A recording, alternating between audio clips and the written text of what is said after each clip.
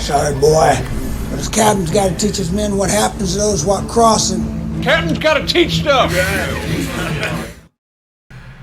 Good afternoon from the Batcave. It is Tuesday, October 1st, 2024, and I'm going to get you guys going with Solomon here in Solomon's Kingdom. And this is going to be kind of the crescendo of the rise of the King of Israel, and then we're going to go into the decline and fall of the Kingdom of Israel. So what I'm probably going to try to do here is get into Solomon and the good stuff he does, and then in the next one, look at the beginning of the downfall of that.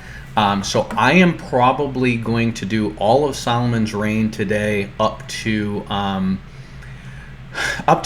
when he starts to screw up with his wives and get into all the idols and stuff like that. And then I think I'm going to do Song of Solomon with that. I don't know what Song of Solomon is based on.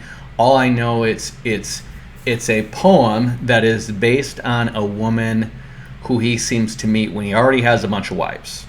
We don't know who this is, but I'll probably do that in a separate video. So I'm going to do this one, and I think this is going to be 1 Kings. Let me see here. 1 Kings 1, I think, to 10. And then we're going to get into Solomon's strange women and all the stuff about, when he starts to have his downfall. So I'm going to do the first 10 chapters of 1 Kings. And then in my next one, I'm going to do the Song of Solomon. And then we're going to look at the downfall of Solomon, which is not as many chapters. I think it's just chapter 11. And in that one, we'll read Ecclesiastes, because Ecclesiastes is essentially his repentance at the end of his life.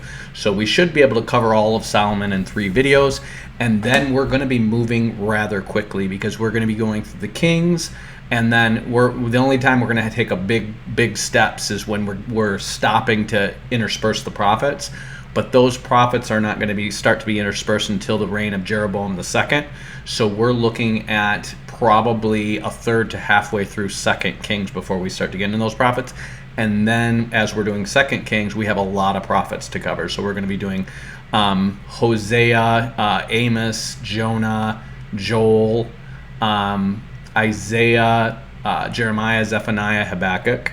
All those guys have to be done within the context of this. And what is his name? Begins with an N. The guy who writes about the fall of Assyria. I don't know why. Nahum. So you're going to have like almost 10 prophets to do with 2 Kings. So that's going to take some time. I'm not going to do Proverbs with this, and the reason is because Proverbs seems to be a compilation, and seems to have been put together in Babylon. It doesn't seem to be, because they have stuff that they specifically talk about being added with Hezekiah's men. So it could have been put together in the days of Josiah when they had a revival for a time, but more than likely it was put together with Babylon when they had all the king's royal records and stuff like that, and then they composed Solomon. It seems to be the beginning of the wisdom literature genre. So this is just going to be a pretty straight walkthrough of what Solomon did. It's mostly about the glory of his kingdom, the expansions of his kingdom, and the building of the temple. It's not that complicated. So remember, David's last words are recorded in 1 Samuel, but that's because you have Gad the seer and Nathan the prophet. Nathan the prophet is still going because his book goes into Solomon's reign.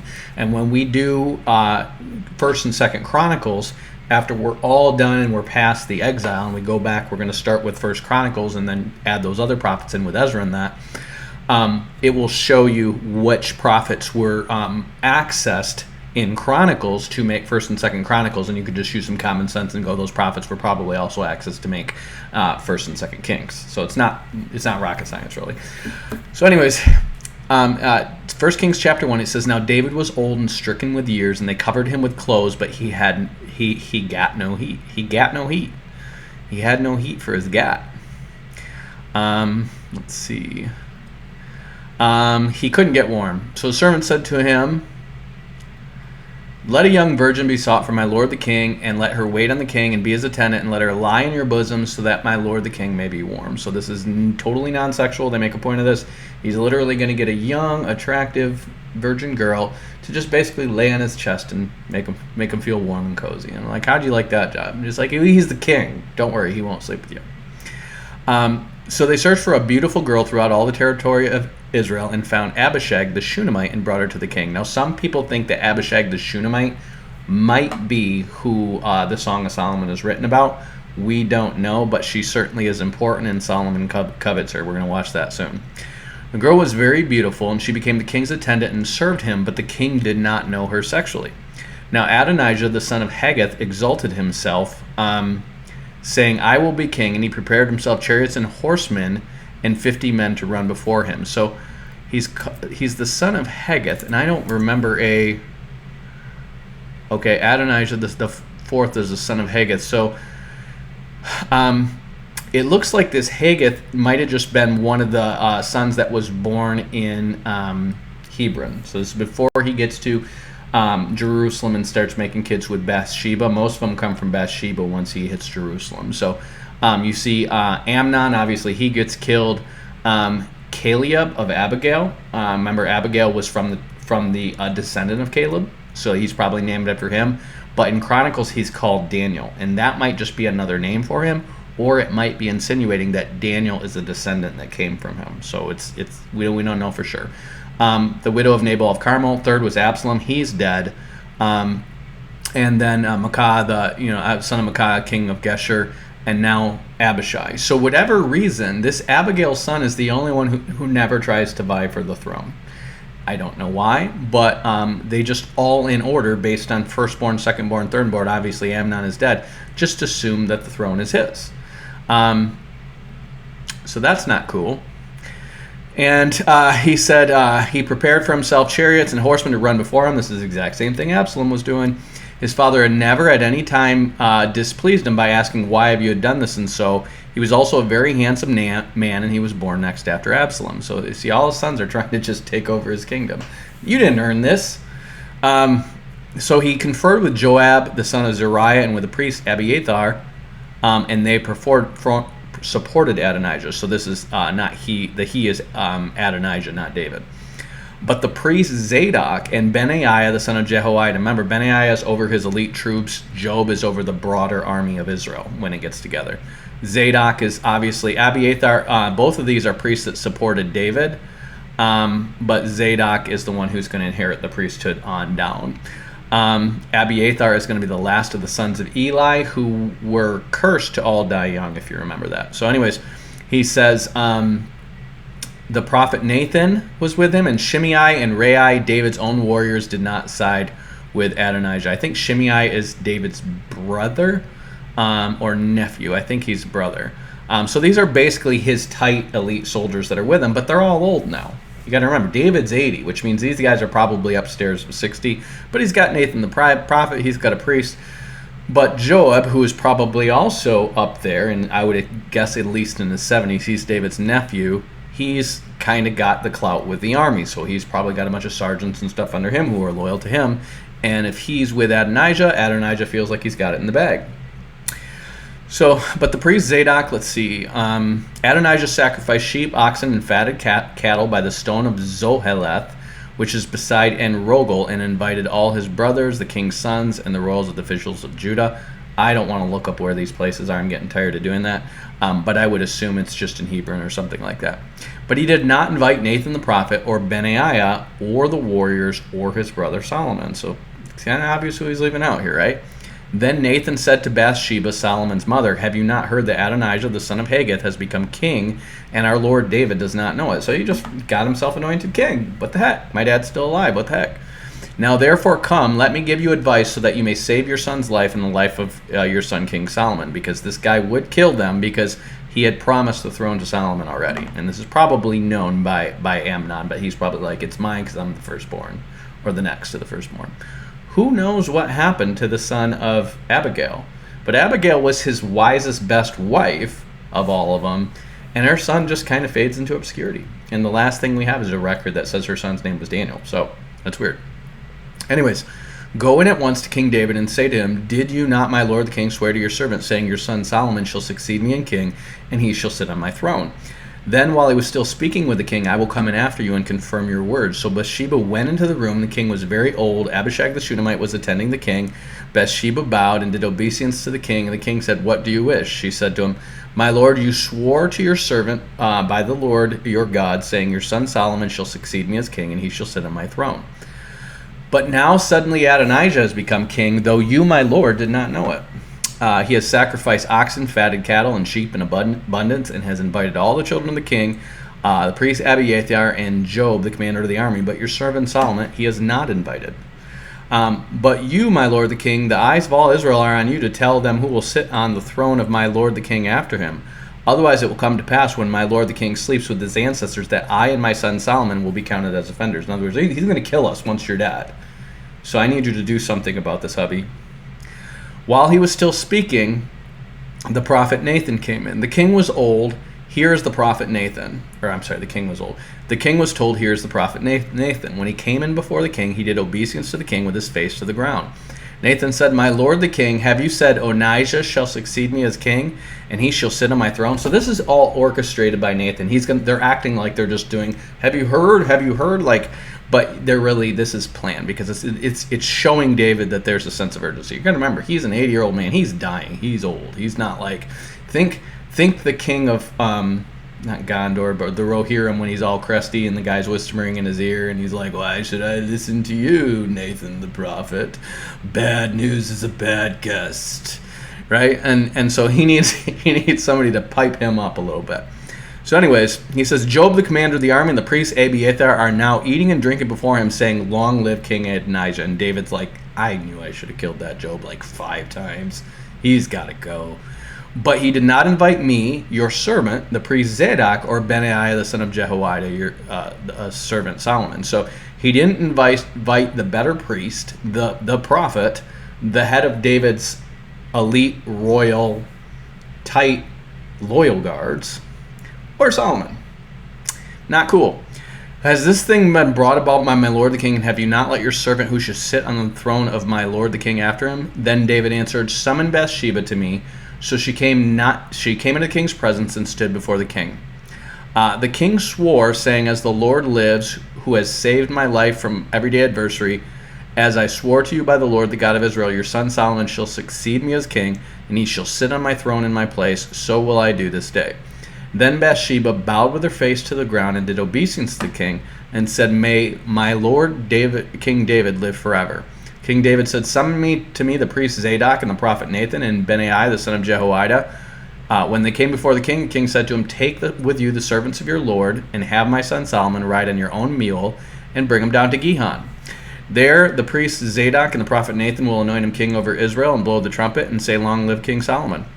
You will go up following him, let him enter and sit on my throne, and he shall be king in my place, for I have appointed him to be ruler over Israel and over Judah. Benaiah, son of Jehoiada, answered the king, amen, may the Lord my God, the King of kings, so ordain. As the Lord has been with my lord the king, may he also be with Solomon and make his throne greater than the throne of my lord King David. So the priest Zadok and the prophet Nathan and Benaiah the son of Jehoiada and the Cherethites and the Pelethites went down and had Solomon ride on the king's mule and led him to Gihon. There the priest Zadok took the horn of the oil from the tent and anointed Solomon. Then they blew the trumpet and said to the people, long live King Solomon. And all the people went up from following, playing on pipes and rejoicing with great joy, so that the earth quaked at their noise. Adonijah and all the guests who were with him heard it and finished eating. When Joab heard the sound of the trumpet, he said, why is the city in an uproar? When he was still speaking, Jonathan, son of the priest Abiathar, arrived, and Adonijah said, come in, for you are a worthy man, and surely you bring good news. Jonathan answered Adonijah, no, for our king David has made Solomon king. The king has sent with him priest Zadok, prophet Nathan, Benaiah the son of Jehoiada, and the Cherethites and the Pelethites, and they had him ride on the king's mule. And the priest Zadok and the prophet Nathan have anointed him king at Gihon, and they have gone up from there rejoicing, so that the city is in an uproar. This is the noise that you heard. Solomon now sits in the royal throne. Moreover, the king's servants came to congratulate our lord King David, saying, may God make the name of Solomon more famous than yours, and make his throne greater than your throne. The king bowed to worship on the bed, and went on to pray thus, blessed be the Lord, the God of Israel, who has granted one of my offspring to sit on my throne, and permitted me to witness it. Then all the guests of Adonijah got up trembling and went their own ways. So while they were still feasting, remember, they're probably inviting a bunch of chiefs and stuff like that in Israel as guests to witness this thing so it can seem official. And, they've got the head of the army there and they've got the priest there. But all of a sudden, while they're still feasting, he does the one with Solomon and he invites all these, probably old elders of Israel And he's like, here's the one. And David bows before Solomon. So they know, hey, David, who is our legit king, is bowing before Solomon. Who's this other guy? So they got scared because they realized they're involved with a coup. We're out. Adonijah, fearing Solomon, got up and went on to grasp the horns of the altar. Solomon was informed. Adonijah is afraid of King Solomon. See, he has laid hold of the horns of the altar, saying, let King Solomon swear to me that he will not kill his servant with a sword. So Solomon responded, if he proves to be a worthy man, not one of his hairs should fall to the ground. But if wickedness is found in him, he shall die. In other words, don't try no crap no more. If I catch you doing any manipulative crap, anything, try me, you're dead. Then Solomon sent to have him brought down from the altar, and he came to do obeisance to King Solomon, and Solomon said, go home. In other words, they all got their own houses, their princes and stuff, right? And you can get out of my face. When David's time to die drew near, he charged his son Solomon, saying, I'm about to go the way of all the earth. Be strong and courageous, and keep the charge of the Lord your God, walking in his ways and keeping his statutes, his commandments, his ordinances, his testimonies, as it is written in the law of Moses, so that you may prosper in all that you do wherever you return. Then the Lord will establish his word that he spoke concerning me, if your heirs take heed to their way, to walk before me in faithfulness with all their heart and with all their soul, there shall not fail you a successor on the throne of Israel. If, notice he has an if, okay? He is not the one who's promised the eternal covenant. David even kind of thinks he is. He thinks the prophecy is about Solomon, which is why he charges him to build a house. But he knows there's an if. Remember, this whole my love will not depart from him like it departed from Saul. It's not about him. It's about Jesus.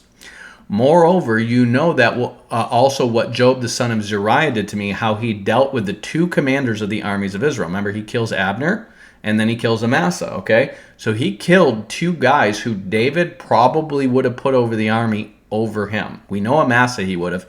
Abner was over all the armies of Israel while David was on the run, so he probably would have kept Abner over the army too. So he's killing his competition to get closer and closer, and now he's trying to set up a puppet against David, whom he murdered, retaliating in a time of peace for blood that had been shed in war, and putting the blood of war on the belt around his waist and on the sandals of his feet. So in other words, he treated guys who were basically under peace, under a truce, communicating with me under a truce, and he decided to go on his own and kill him as if we were at war with him. So that's not cool. He's constantly usurping David's authority. You see him do it by killing Absalom. You see Abner. You see Amasa, and now you see him supporting the Adonijah over Solomon. So this guy is nonstop trouble. He's not going to quit. Kill him. Okay? Act therefore according to your wisdom, but do not let his gray hair go down to Sheol in peace. You need to make a statement. This guy, try this crap with me. That's the statement you need to make. Because you're going to have other people keep trying to do stuff like this, okay? The idea of militaries overthrowing kings when they lead the army is not a new thing in the world, okay? So he says, deal loyally, however, with the sons of Barzillai the Gileadite, and let them be among those who eat at your table, for with such loyalty they met me when I fled from your brother Absalom. So remember the guy, the Gileadite, who takes in David, right? Until Absalom's dead. There is also with you Shimei, the son of Gera, the Benjamite from Bahurim, who cursed me with a terrible curse on the day that I went to Manaheim. But when he came down to meet me in the Jordan, I swore to him by the Lord, I will not put you to death by the sword. In other words, he came to him sucking up in front of everybody because of what he did. He was cursing David when he was on the outs with Absalom. And David said in front of all his men, I'm not going to kill you today, because he's trying to have peace. It was a political move. But he's like, this guy is going to keep stirring up crap against our house, probably in his whole family. Get rid of him. Therefore, do not hold him guiltless, for you are a wise man. You will know what you ought to do with him. You must bring his gray hair down with the blood of Sheol, okay? He knows the guy's a rebellious man, and he is going to set him up to be in a position where, hey, act rebellious one more time.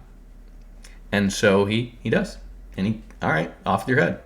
Then David slept with his ancestors, and he was buried in the city of David. So David's last word to his son is, you need to kill this guy, you need to kill this guy, and you need to be cool with these guys because they're cool with me. See, he this is business, man. he knows, like, this is treacherous, dude. These people are not your friends, okay? So the time that David reigned over Israel was 40 years. He reigned 7 years in Hebron and 33 years in Jerusalem. Okay, so he's king for 40 years. He becomes king at 30. He dies at just 70. Okay, remember 70, 80 if by strength, but this guy's been fighting wars and crap since he was in his teens. Okay, he is not a sluggard. But he's got Solomon. Look at this beast kingdom he's left to Solomon, right? He's got everything down to Ezion Geber, which is, I forget, Elat now it's called. So he's got a port down here. He's got all this stuff surrounding Tyre and Sidon and Gebel. And remember, the Asherites and the Danites destroy all the other port cities around them, but they're friendly with Tyre and Sidon and Gebel. That's going to be a problem. Tyre, not as much. Sidon, definitely. And he's got Edom, Moab, Aben, and all these Syrians, the Arameans, all the way up to Zobah under his dominion. The rest of this Hamath is going to be expanded in Solomon's reign, but David did defeat them all the way up to here. He doesn't have it manned. Like, he's got in Damascus, he's got a garrison, but that's as far north he's physically controlling. And then the Zobah region is apparently all under Damascus's dominion. So Solomon's going to extend that a little bit, but he's not going to have a ton of wars. David set him up with a great kingdom. And just so you guys kind of get this into perspective, I want you to understand there is no big Babylonian kingdom at this time. What you have going on in the east, in Mesopotamia, is basically an ongoing conflict for who's going to have the predominance in Mesopotamia between the Elamites, somewhat the Gutians, which are going to be the predecessors to the Medes, the Assyrians, Urartu, which is around Ararat, is kind of pulling weight within this thing, and then the Arameans. The kingdom of the Mitanni is kind of dissolved by this time. Remember, that was kind of a confederacy. The Hittites have kind of dissolved. They exist. These kingdoms exist, but they're not empires anymore. And Egypt is really still the second largest empire in the world. But Egypt has not been excessively strong since the Jews left, okay? You're going to find this stuff in Egyptian hieroglyphs that are always talking about all these conquests the pharaohs made as if they're just running through here and kicking butt and taking names.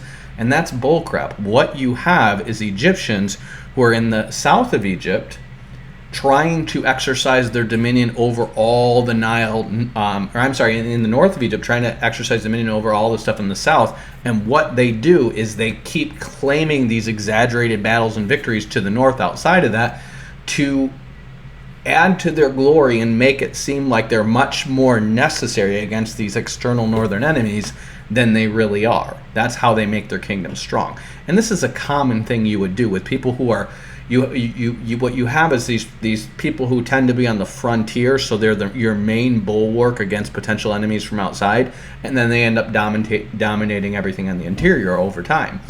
Well, the Jews aren't attacking Egypt. The Amalekites were the only people who would have been attacking Egypt at all, and the Jews have almost entirely wiped them out. Like they're almost extinct.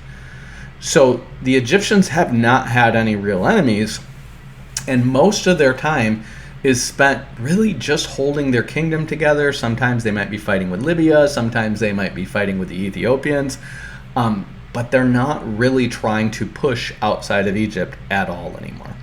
They really don't try to until you get to the Ptolemies under the Greeks, really. So they do come up under Solomon's son Rehoboam, because Rehoboam's a little punk, and they just see an opportunity there, and they go there and loot it, and then they leave. So anyway, so Solomon sat on the throne of his father David, and his kingdom was firmly established. Then Adonijah, the son of Haggith, came to Bathsheba, Solomon's mother, and she asked, "Do you come peaceably?" And he said, "Peaceably." Then he said, "May I have a word with you?" And she said, "Go on." And he said, "You know that the kingdom was mine." Okay, right here, Bathsheba should have some discernment. "You know that the kingdom was mine, and that all of Israel expected me to reign. However, the kingdom has turned out to become my brother's, for it was his from the Lord." Okay, so you kind of said that. You kind of said, yes, it's legitimately his because it's his from the Lord. But you're kind of like, but it was mine. And like right there, she should be like, dude, this dude's still plotting. Right there immediately. This dude's plotting. You're saying the kingdom was mine. No. You claim the kingdom was yours. And all of Israel is a stretch, dude, because there's a bunch of people over here to say Solomon's great and may he be greater than David. So Why don't you suck it? And what's your question?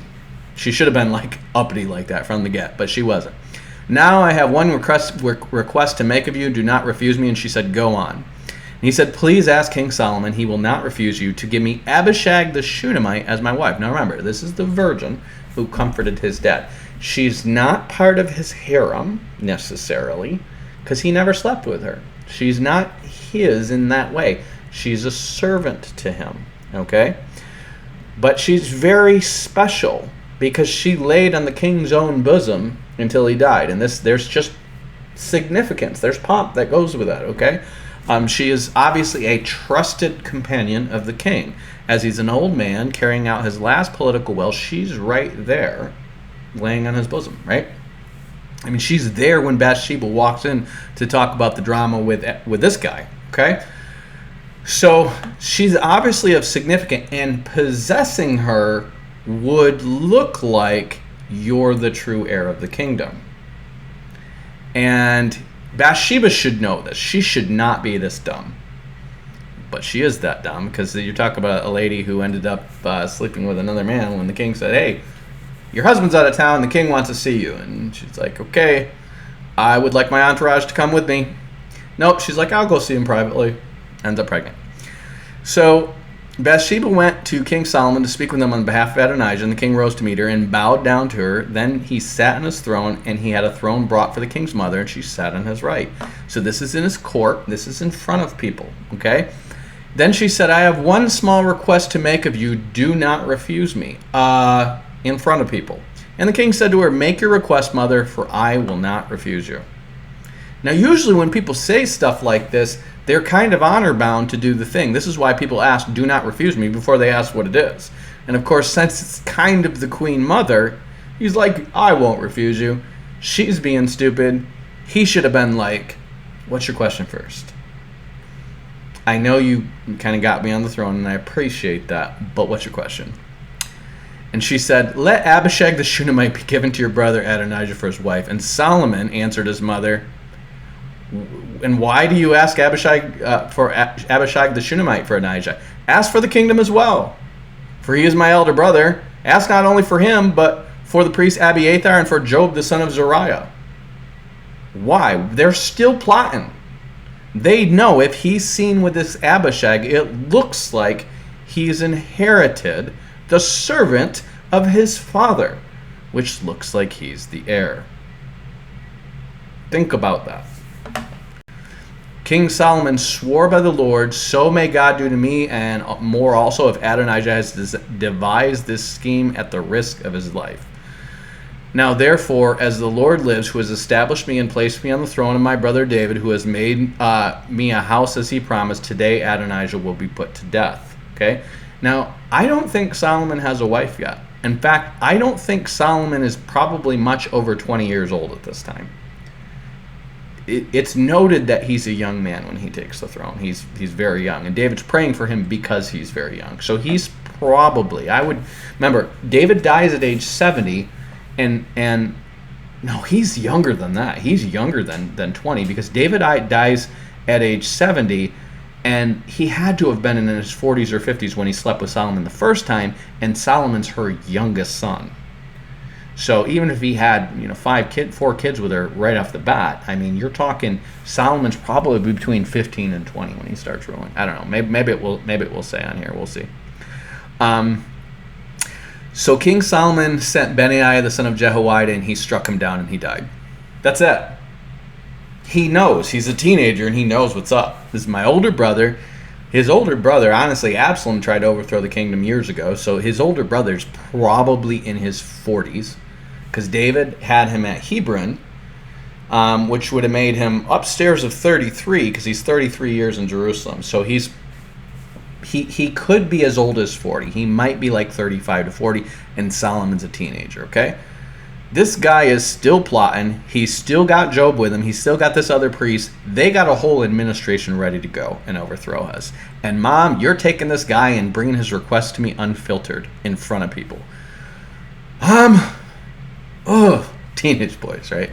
So Solomon banished Abiathar from being the priest before the Lord, thus fulfilling the word that the Lord had spoken concerning the house of Eli in Shiloh. Remember, Eli. This is in the days of Samuel. Kicks that family out, and then he curses them to all die young. When the news came to Joab, for Joab had supported Adonijah, though he had not supported Absalom, Joab fled to the tent of the Lord and grasped the horns of the altar. Remember, there's no temple. This is still the tabernacle, right? When it was told to King Solomon, Joab has fled to the tent of the Lord and now is beside the altar, Solomon said, Benaiah, the son of Jehoiada, saying, Go kill that mofo. Go strike him down. So Benaiah came to the tent of the Lord and said, The king commands, come out. But he said, No, I will die here. Then Benaiah brought the king word again. He said, Thus said Joab, and he answered me thus. Like, really? Yep. The king replied to him, Do as he has said, and strike him down and bury him, and take him away from me and from my father's house for the guilt of the blood that Joab shed without cause. The Lord will bring back his bloody deeds on his own head, because without the knowledge of my father, he attacked and killed with a sword 2 men more righteous and better than himself, Abner, son of Ner, commander of the army of Israel, and Amasa, son of Jether, commander of the army of Judah. So what he's doing is making sure this is well known. This guy had this coming. This is not just about him supporting my brother. He had this coming. He killed 2 men without cause. And just so you know, Abner, the son of Ner, had led all the armies of Israel, and they're like, yeah, we like that guy. And then Amasa had led all the armies of Israel and Judah when Absalom was in charge. So you have all military people like, yeah, we liked that guy too. Yeah, well, he killed both of those guys. So what he's doing is making it very clear is, yeah, this guy who killed 2 other military commanders that you guys liked, I'm getting rid of him for that. Not for supporting my brother, for that, okay? So shall the blood come back on the head of Joab and on the head of his descendants forever. But David and to his descendants and to the house and to his throne there shall be peace from the Lord forevermore. Then Benaiah, son of Jehoiada, went up and struck him down and killed him, and he was buried at his own house near the wilderness. The king put Benaiah, the son of Jehoiada, over the army in his place, and the king put the priest Zadok in place of Abiathar. So Benaiah, the son of Jehoiada, I believe he is a nephew of David as well. He probably is younger. He's the one who kills the giant when David almost gets killed by a giant. Okay? So David would have been about 40, and I would imagine he here is probably in his 60s as well, but that's fine. He's in shape. He can run the army. The king sent and summoned Shimei and told him, Build yourself a house in Jerusalem and live there, and do not go out from there to any place whatsoever. So Shimei. Who is Shimei? Oh, Shimei is the Benjamite who was cursing David. For on the day that you go out or cross the Wadi Kidron, so the Wadi Kidron is the Kidron Valley. That's the little valley, I believe, between the temple and the Mount of Olives.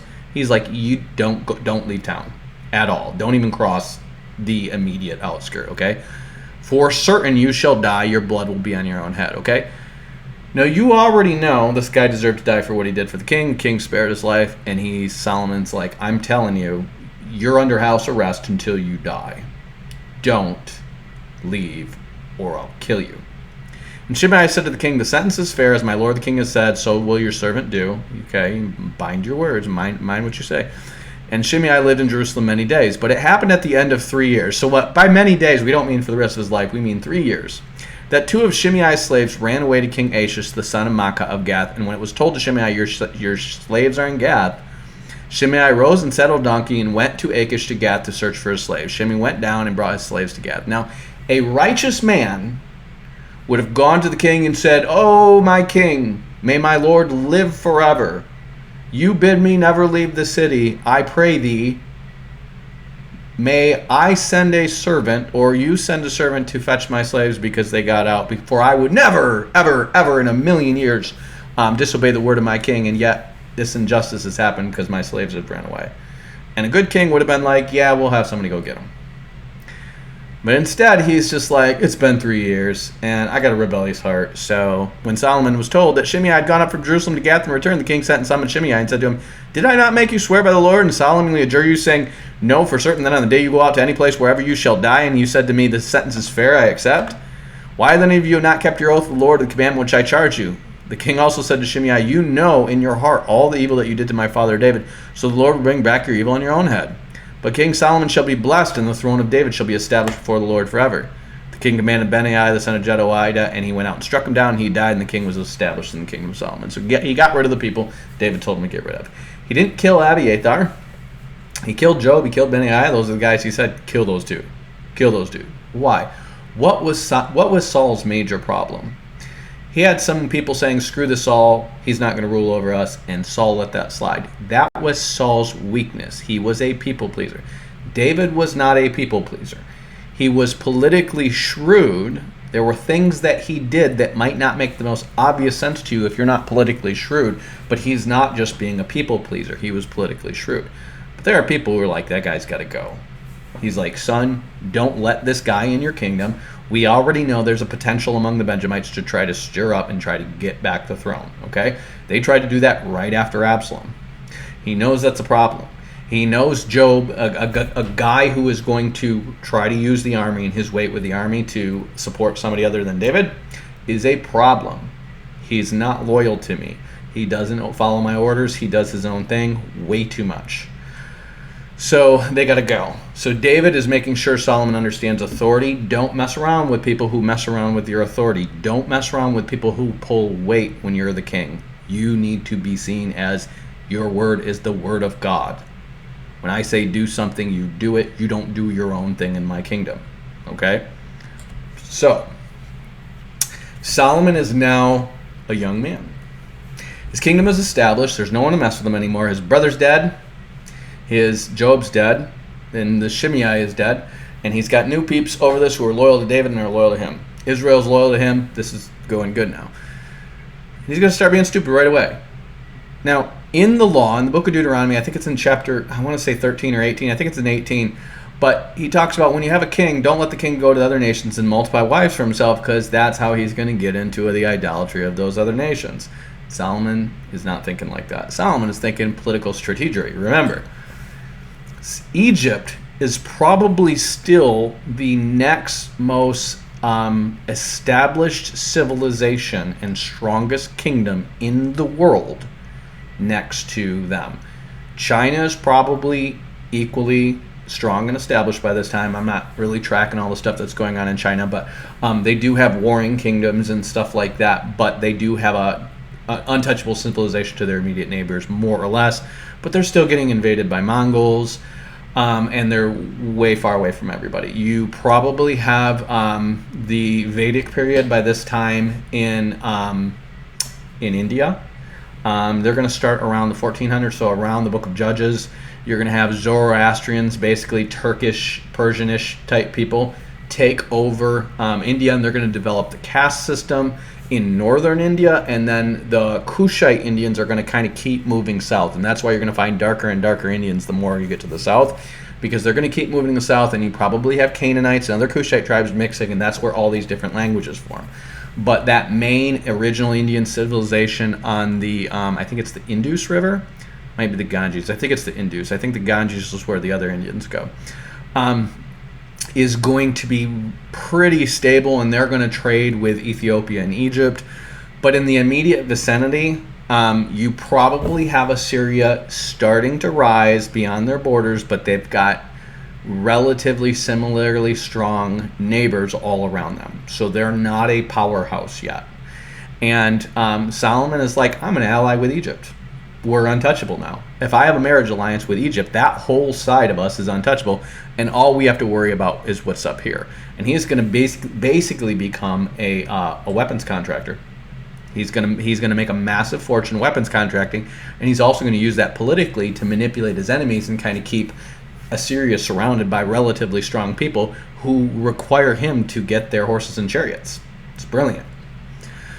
So he says, let's see. So he brought her into the city of David until he finished building his own house and the house of the Lord and the wall around Jerusalem. So they're living in David's house to start. The people were sacrificing at the high places. However, no house had yet been built for the name of the Lord. Solomon loved the Lord, walking in his statutes as his father David, only he sacrificed and offered incense in the high places. So when he's saying only he sacrificed and offered incense in the high places, these are problems from the beginning. You're going to find this throughout the book of Kings, throughout the book of Chronicles, that they're still doing this. These high places would have been established by the Canaanites before them. So they would have been places where they're offering incense to their gods. The Israelites aren't supposed to do this. They're supposed to go up 3 times a year, and they're supposed to offer up sacrifices at the 3 feasts. Why are they not doing this?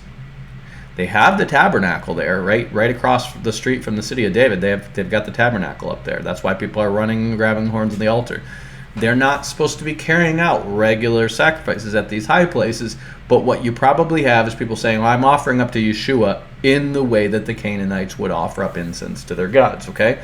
It seems sacrimonious, but it's not. It's like, but I'm doing Hail Marys and I'm doing pilgrimages to go kiss the big toe of Peter. And it's like, yeah, but God told you not to do that crap. But it's for saints and Jesus. I even got a picture of Jesus on my little amulet that I'm kissing all the time. No, that's pagan crap. Don't do that, okay? This is going to be a persistent problem in the kingdom, and that's why he's pointing out only he sacrificed and offered incense in the high places. In other words, before we have a temple, they're doing Canaanite stuff. They were not great law keepers, even in the time of David, even in the time of Judges. They never really become great law keepers. They kind of have a revival a couple of times, and in Josiah they try to have a pretty decent revival, and then after the temple period they get super legalistic and super self-righteous. They're never great followers of the law. They're constantly compromising it. And I don't know why. David and Solomon know the law. They're just not doing it. It's just the people just doing their own thing. The king went to Gibeon to sacrifice there. So if you remember where Gibeon is, this is not Gibeah, okay? Gibeon was a Canaanite city. Gibeah was where Saul came from. Gibeon is up the street, next city over to the west. But it's the Canaanite city where those people tricked him into letting him stay there. So he's going up to a Canaanite city to sacrifice there. Why? For that was a principal place. Says who? Little Gibeonites. They were here for the longest time. Solomon used to offer 1,000 burnt offerings on that altar. At Gibeon, the Lord appeared to Solomon in a dream by night, and God said, ask what I should give you. And Solomon says, you have shown great and steadfast love to your servant my father David, because he walked before you in faithfulness and righteousness and uprightness of heart toward you. And you have from him this great and steadfast love, and have given him a son to sit on the throne this day. And now, O Lord my God, you have made your servant king in place of my father David. Although I am only a little child, I do not know how to go out or how to come in. So he is probably, honestly, a teenager. He's got his first wife. She's an Egyptian princess. She's probably way hot and way smarter than him. And this is why he probably falls from this crap from his wives. His wives are from, remember, he is the first generation of a new monarchy, okay? And the old monarchy was just there for one generation before him. The Egyptians have come from years and years of monarchy. His dad's fighting for his life the whole time, okay? So he's got an Egyptian wife. I guarantee you she's giving him let me tell you how this is done about a lot of stuff, okay? Because he's got his father-in-law. Remember, his father's dead, but his father-in-law is the Pharaoh. So he's got a lot of wisdom coming his way, and a lot of it is good wisdom, but a lot of it is probably laced with occult stuff, and a lot of it is probably laced with propaganda that they use on the Egyptian people. So he says, give your servant therefore an understanding mind to govern your people, and to be able to discern between good and evil, for who can govern your great people? It pleased the Lord that Solomon asked this, and God said to him, because you have asked this, and have not asked for yourself long life or riches, or the life of your enemies, but have asked for yourself understanding to discern what is right, I now do according to your word. Indeed, I give you a wise and discerning mind, so that no one like you has been before you, and no one shall be like you after you. I give you also what you have asked not, both riches and honor all your life. No other king shall compare with you. He's not saying no other king in Israel. He's saying no other king, hands down, will compare to you. And you need to take this very literally. We're going to show you how rich this dude was. He was loaded, okay? If you walk in my ways, keeping my statutes and my commandments, as your father David walked, I will lengthen your life. Then Solomon awoke. It had been a dream. He came to Jerusalem, where he stood before the ark of the covenants of the Lord. He offered burnt offerings and offerings of well-being. You have to just switch the whole Bible when you put something that dumb. He offered burnt offerings and peace offerings, and made a feast for all his servants. Then 2 women who were harlots came to the king and stood before him. Okay, so he's He's now just starting to enter into judgment. He's offered up a bunch of sacrifices to the king, probably the first big thing he's done since his dad's died. Now these two women came before him. And one says, "Oh, my lord, this woman and I live in the same house, and I gave birth to a child while she was in the house. And it happened on the third day after I gave birth that this woman also gave birth to a house. And we were together. There was no stranger in the house with us, only two of us in the house. This woman's son died in the night because she lay on it. So she arose in the middle of the night and took my son from beside me while your maidservant slept and laid her in the bosom, and laid dead my son in her bosom. When I rose in the morning to nurse my son, behold, he was dead. But when I looked at him carefully in the morning, behold, he was not my son, whom I had born. Then the woman said, No, for the living one is my son, and the dead one is your son. But the first woman said, No, the dead son is your one, the living one is my son. Thus she spoke to the king." Okay, now listen. Remember how David had Saul's grandson and Saul's servant bad-mouthing each other over who was loyal to David with the Absalom affair. And David said, "You guys are going to split the land." And the one guy who was really righteous said, "Let him have all the land. I want you to know that I'm loyal to you." Okay? I guarantee Solomon knows this story. This is not just some random thing he's doing. And it might seem smart, but David's already done something like this. And what happened with that is the guy who was more righteous said, "I care more about that you believe me than the land." He wanted him to know. Okay? Well, so he's using that exact same reasoning to say the right one is going to care more about the child than whether or not she wins. Okay? So the king said, "Give me a sword." So they brought the sword before the king. And then the king said, "Divide the living child in two and give half to the one and half to the other." Then the woman whose child was the living one said to the king, for she was deeply stirred over her son, and said, "O my lord, give her the living child, and by no means kill him." But the other said, "He shall be neither mine or yours. Divide him." And he's like, which one seems to have those maternal instincts? Now this goes down as and everyone was in awe of his wisdom, okay?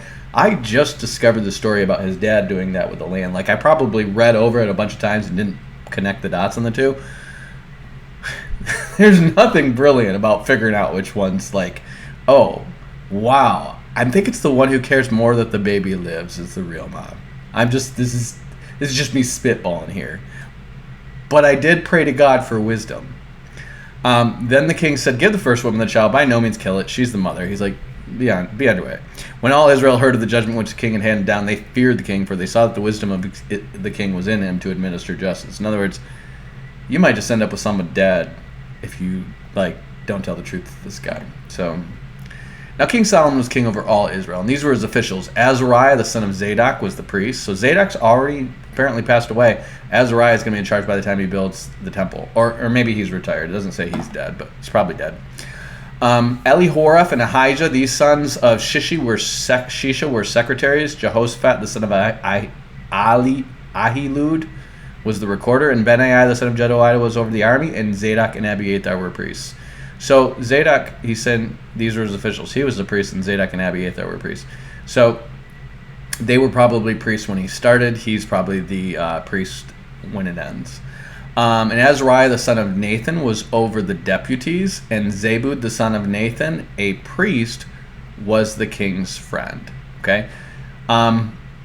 This might be Nathan the prophet. This might be Nathan, his brother, because he has a brother named Nathan. And that would be one of these. This guy would probably be who the Jesus comes from. That's who I would assume. Abiashar was over the household. Adoniram, the son of Abda, was over the men subject to forced labor. Not sure who these guys are. Solomon had 12 deputies over all of Israel who provided for the king of his household. Each man had to provide for 1 month in a year, so they're probably from each of the 12 tribes. These are their names: Ben-Hur from the country of Ephraim, Ben-Dekar from Machaz and Shalbim and Beth-Shemesh and Elon Beth-Hanan, Ben-Hesed and Aruboth. Soko was his in all the land of Hefer. Ben-Abinadab in all the height of Dor. Taphath, the daughter of Solomon, was his wife. Taphath, the daughter of Solomon, was his wife. So it's jumping way ahead to when he's older. Okay, this is kind of like a summary of his kingdom at the end. So you can probably assume that what came before was the end of what Nathan had to say. Okay, and the thing about his wisdom, I mean, that could have been Nathan, that could have been Edo the prophet, because there's another prophet that's going to jump in on this. There's like 3 guys. But this is talking about now Solomon's daughter-in-law, Taphath, I would assume is the daughter with the Egyptian, because that sounds like an Egyptian name. Bana, the son of Ahilud, and Tanakh, and Megiddo, and all Bethshean, which was besides Zarethan below, Jezreel, and Bethshean, and Abdeel Meholah, and as far more as the other side of Jokmeam, Ben Geber, and Ramoth Gilead, the towns of Jair, the son of Manasseh, which are in Gilead, were his. The region of Argob, which is Bashan, 60 great cities with walls and bronze bars, were his. They're constantly talking about Jair and Manasseh and Gilead and Machir. Like, these guys must be very prominent and wealthy, and they're just kind of like your flank. Like, they're guarding your border here with all these other guys, and they probably make sure to take good care of these guys, and they're probably rich and powerful. Ahinadab, the son of Edo, and Manaheim, Ahimaaz in Naphtali. He also married Basemath, the daughter of Solomon. Basemath, boy, that name sounds familiar. So there's another Basemath who was a wife of Esau. So it's just, maybe that's an Edomite.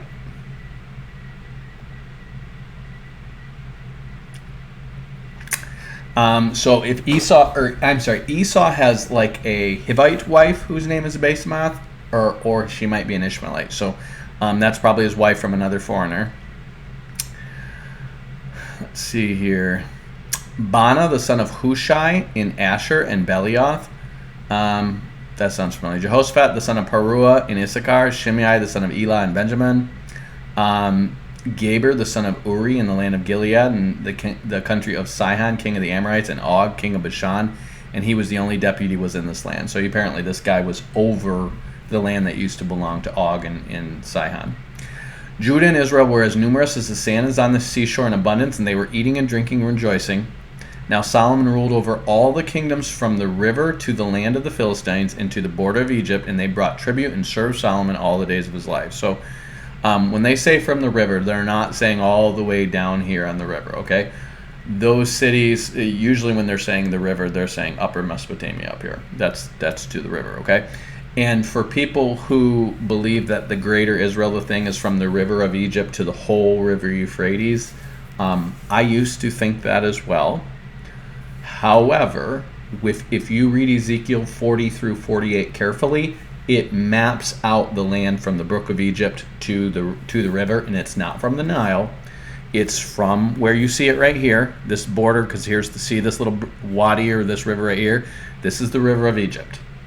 And it maps it out because it names specific cities. It's actually where Solomon's ruling all the way up to here. So this territory they have right here, minus the fact that they should have wiped out the Philistines and the Sidonians and all these people, all the way up to the Euphrates River here is as big as the kingdom is in the millennium.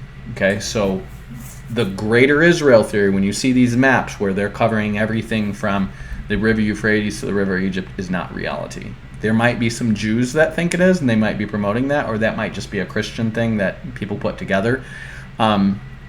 But read Ezekiel 40. It's the end of Ezekiel 40 through 48. I think it's like chapter 47, 48. They describe the land and they name the cities. And you can find all these cities on a map, and you can tell it's this territory right here, okay? So that's the biggest the kingdom ever is. Solomon does have the whole territory that's promised to Abraham, okay? I had that stuff in my Revelation book at first, and I took it out because I realized I was just wrong.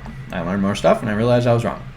So Solomon's provision for one day was 30 cores of fine flour and 60 cores of meal, 10 fat oxen, 20 pasture-fed oxen, 100 sheep besides deer, gazelles, roebucks, and fattened fowl.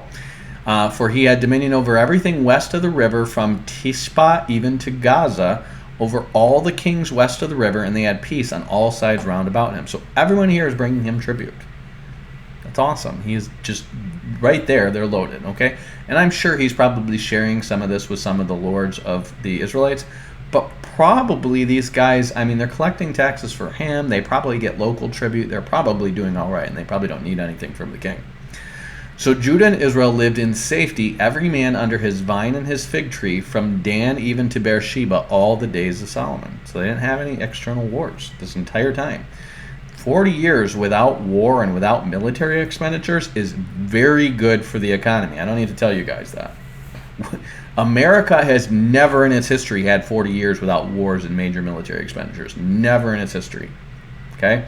Imagine the trillions that we spend on our military being down to like, we spend, 50 to 100 billion a year, probably another 100 billion a year on research to make sure we're tops. But the rest, it's just maintaining America itself, not bases in everybody's countries, but just maintaining America. Nobody's messing with us. We have great relationships with Canada and Mexico. Oh, Canada and Mexico pay us tribute, so we're good. And we've just got some, bases in our immediate surroundings, and that's it. We're good. We would be so rich, it would be absurd.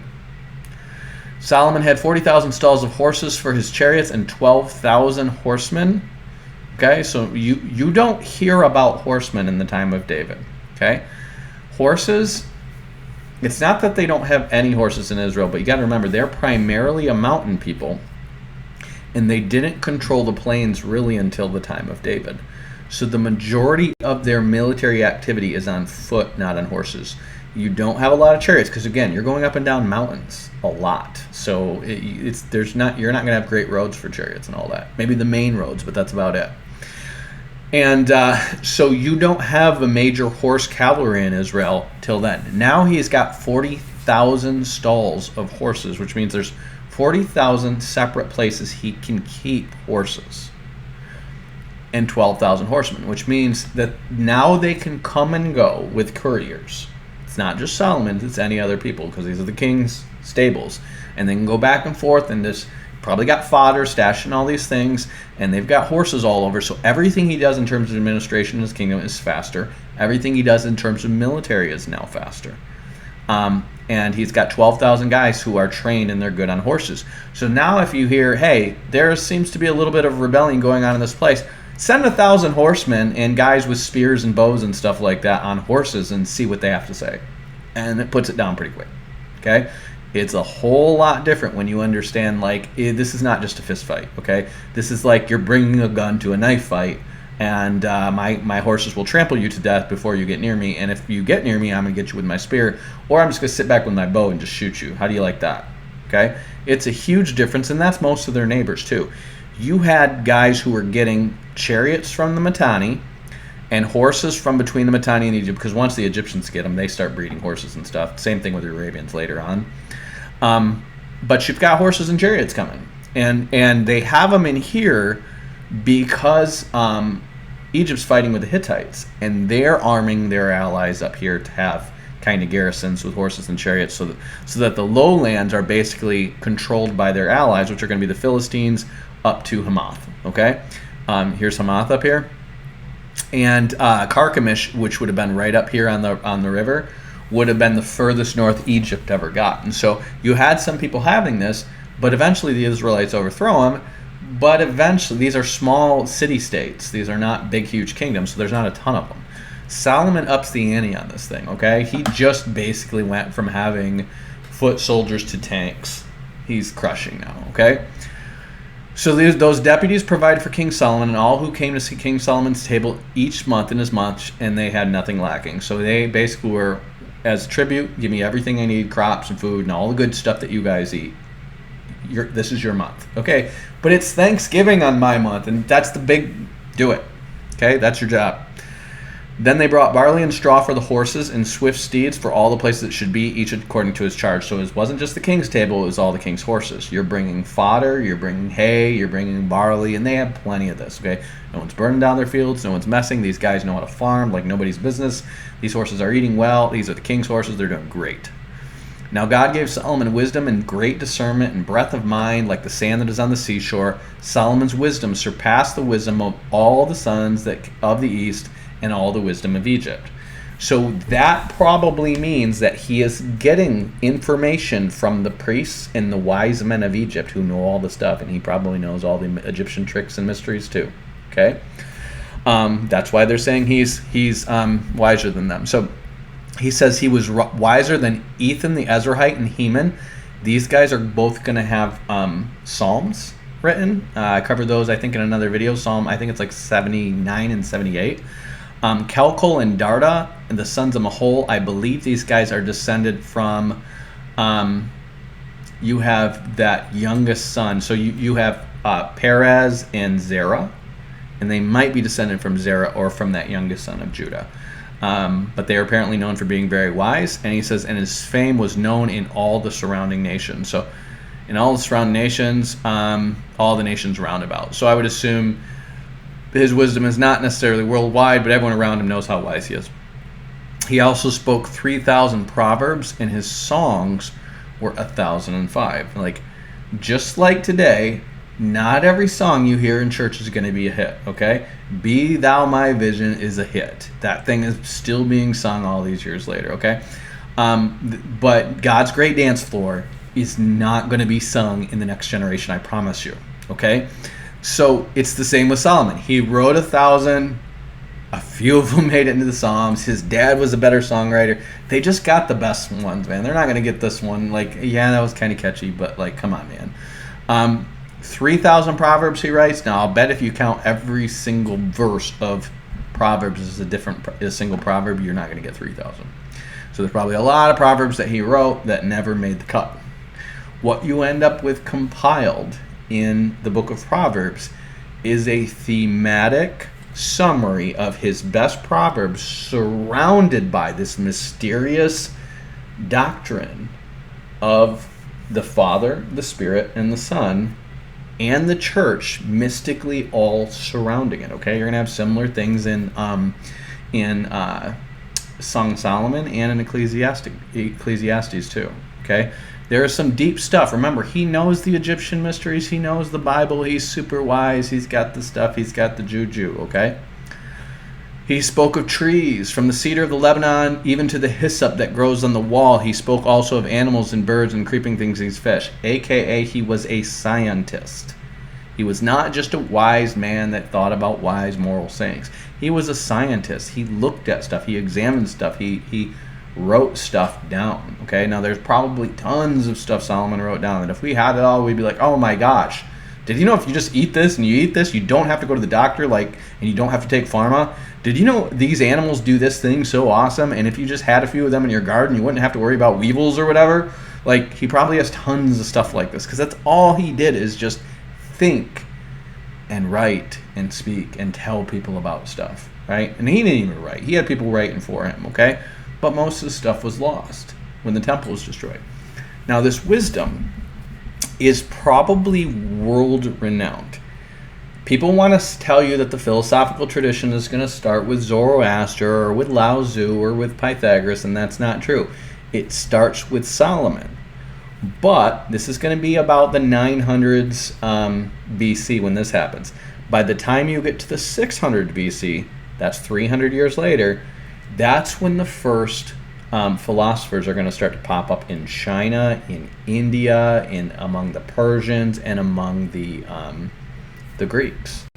It's not until Israel gets destroyed and Judah gets destroyed and these people get spread abroad. And probably the wisdom of Solomon is probably inspiring a lot of stuff that's going to come forward after this, because the Jews get spread abroad everywhere. That would be my thought. Because they all pop up within a century of Israel and Judah being sacked. All of them. All your famous philosophers from ancient times. Okay? Solomon is it. This is probably where all your philosophical wisdom originates from, and then it gets twisted and corrupted like everything else. So it says, men came from all peoples to hear the wisdom of Solomon, from all the kings of the earth who had heard of his wisdom. I would assume everywhere. They talk in Isaiah about the Sinim coming from the east to see Jesus in the last days.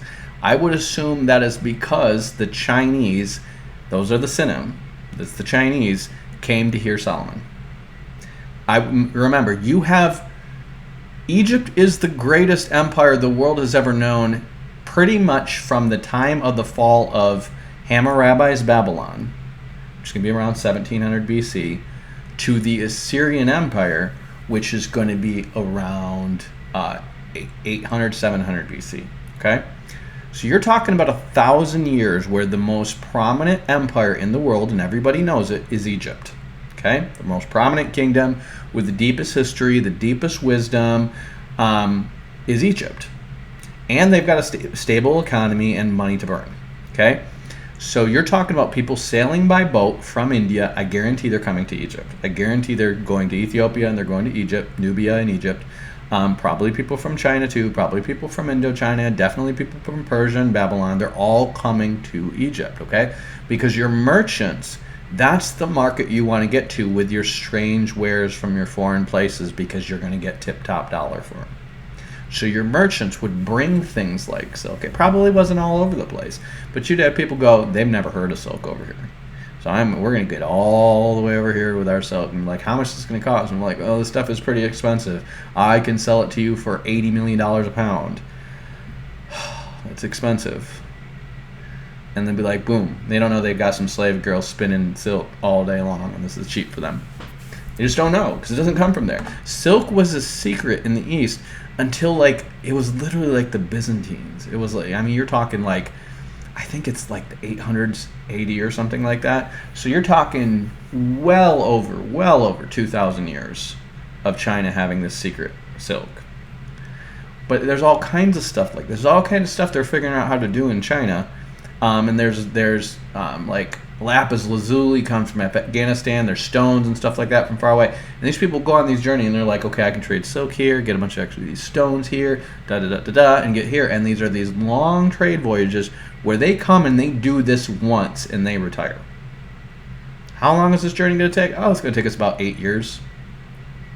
But when we're done, we're going to retire.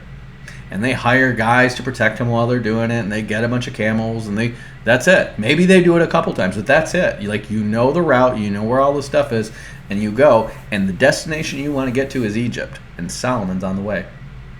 Okay? So believe that these guys came and talked to Solomon from the known world. This is not some myth. Now Hiram, the king of Tyre, he's also sending fleets all the way to England, all the way to Spain. It's going to be, I think, a descendant of his who's like the aunt, I think, of Jezebel, who founds Carthage, which is just going to be like a couple hundred years after this. So these guys are sending ships everywhere in the known world. They're probably not going to India because they don't have access to the Southern Sea. But Solomon is the only person, aside from Egypt, who has access to both the Mediterranean and the Indian Oceans. Okay, he's got them both. And so he's in a very unique economic position.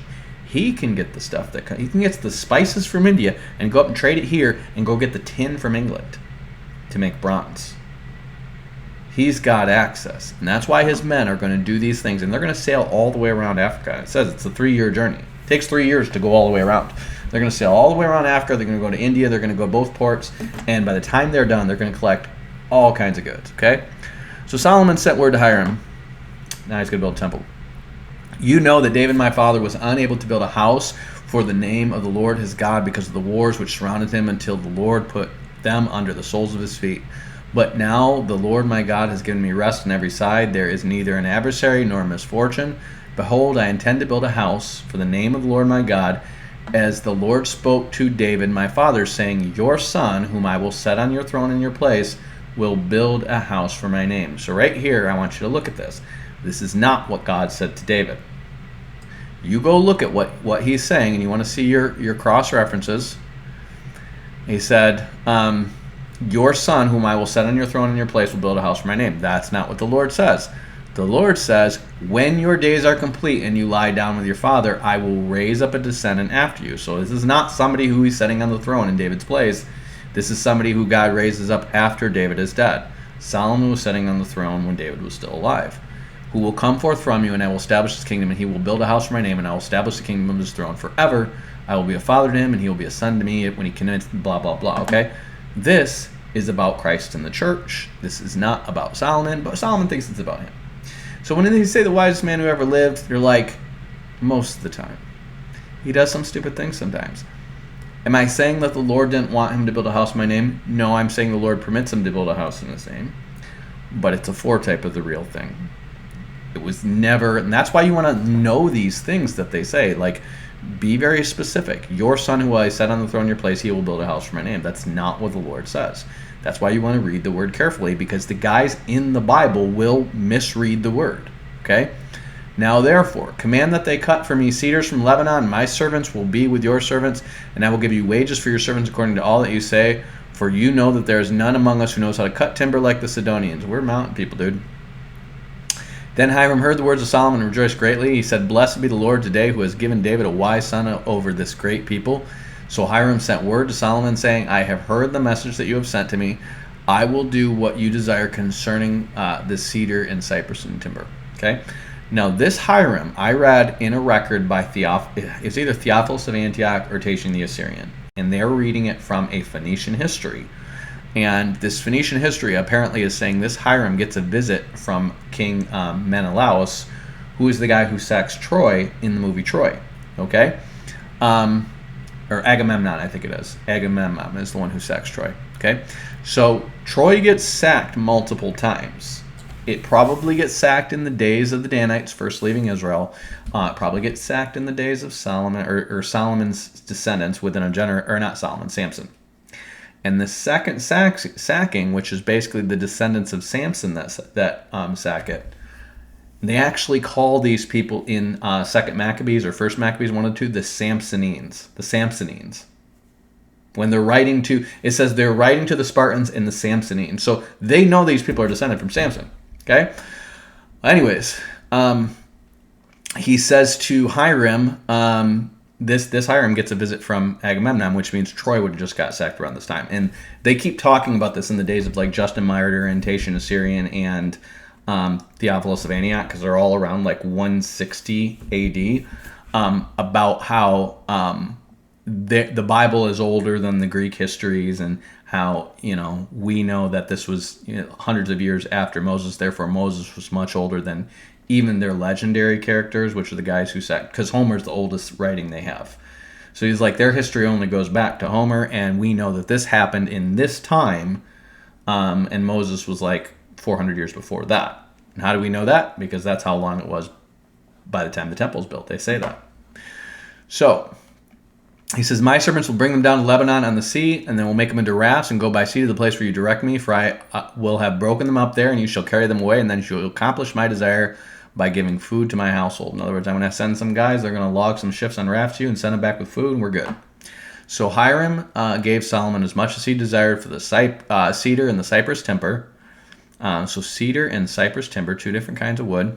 Solomon then gave Hiram 20,000 cores of wheat as food for his household and 20,000 cores of beaten oil. Thus Solomon would give to Hiram year by year. That's a lot of food. Then the Lord gave wisdom to Solomon just as he promised him, and there was peace between Hiram and Solomon, and the two of them made a covenant. Now Solomon levied forced laborers from all of Israel, and the forced laborers numbered 30,000 men. He sent them to Lebanon, 10,000 a month in relays, and they were in Lebanon a month and 2 months at home, and Adoniram was over the forced laborers.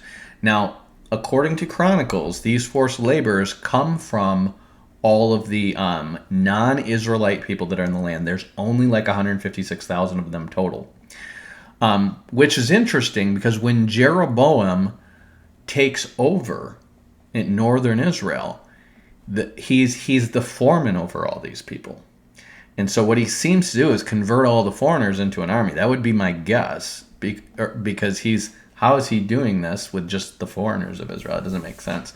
But he's over the forced labor of Israel, and what he's probably doing is then putting these people to work building all the public works for northern Israel, and he takes away the major workforce for the most part from Judah. Because Judah's up here in the mountains, and they don't have a lot of foreigners there. They've wiped them mostly out. So now Solomon had 70,000 transporters and 80,000 hewers of the mountain. Remember I said there's 156,000 of them. So 70,000 of them are porters, essentially, people who just carry stuff back and forth, and 80,000 hewers of stone in the mountains. So they're going to build all kinds of cities and monuments and stuff. Besides Solomon's 3,300 chiefs who were over the project and ruled over the people, they were doing the work. So there's it's 153,000. There's your 153,000 people. Then the king commanded, and they quarried great stones, costly stones, and laid the foundation of the house with cut stones. So Solomon's builders and Hiram's builders and the Gebalites cut them and prepared the timbers and stones to build the house. I don't remember who the Gebalites are. They're a tribal group, but I just don't remember who they are. So you probably have something like the Temple Mount being built in this time. So there, because I mean, you don't need 80,000 people hewing stone just to build the temple. You're building the whole temple complex. You're building up the Temple Mount. You're building the road up to the temple and all this stuff. So you got something pretty massive going on in this project, and it's going to take them a few years to do it, with all these 156,000 hired laborers plus the hired laborers from Hiram and Tyre. Now it came about in the 480th year after the sons of Israel came out of the land of Egypt, in the 4th year of Solomon's reign over Israel, in the month of Ziv, which is the 2nd month, that he began to build the house of the Lord. So it's 480 years after Moses. I've checked the math on this. It works. There are some other things that are said that makes this math difficult, but if you know that if you get to, let's see, if you get to the book of Judges and you realize just that there are some overlaps, because this math brings me to, again, Usher got 4,004 years, I got 4,008. He might be more right than me, so it's a 4-year discrepancy is all. But if you get to the, let's see here, the book of Judges, and you just understand that a couple of these guys are overlapped, and it's just a couple, this 480 years works. We don't really have how long Saul, or I think we have how long Saul reigned, but we don't really have how old he was, and we don't really have how long Samuel, well, we have how long Samuel and the other guy, the Eli, judged. So if you spitball this stuff together and you go those guys together, 37 years, Saul's 40 years, David's 40 years, and then 3 years in is when Solomon builds the temple, 3 years into his reign, then this works. So it's 480 years if you go back to Moses when they received the law. Let's see here. I think that's how I got 480.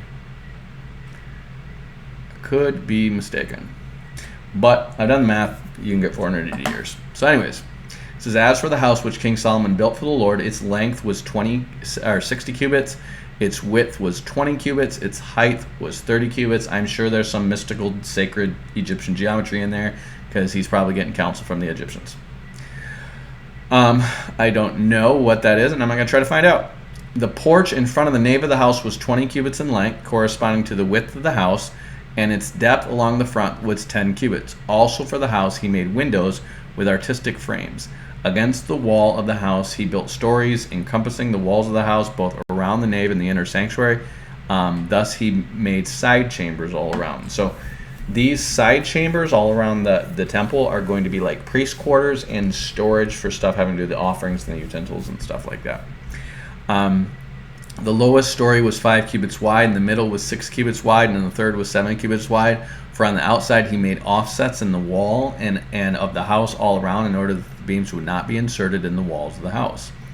The house, while it was being built, was built of stone prepared at the quarry, and there was neither a hammer nor an axe nor any iron tool in the house while it was being built.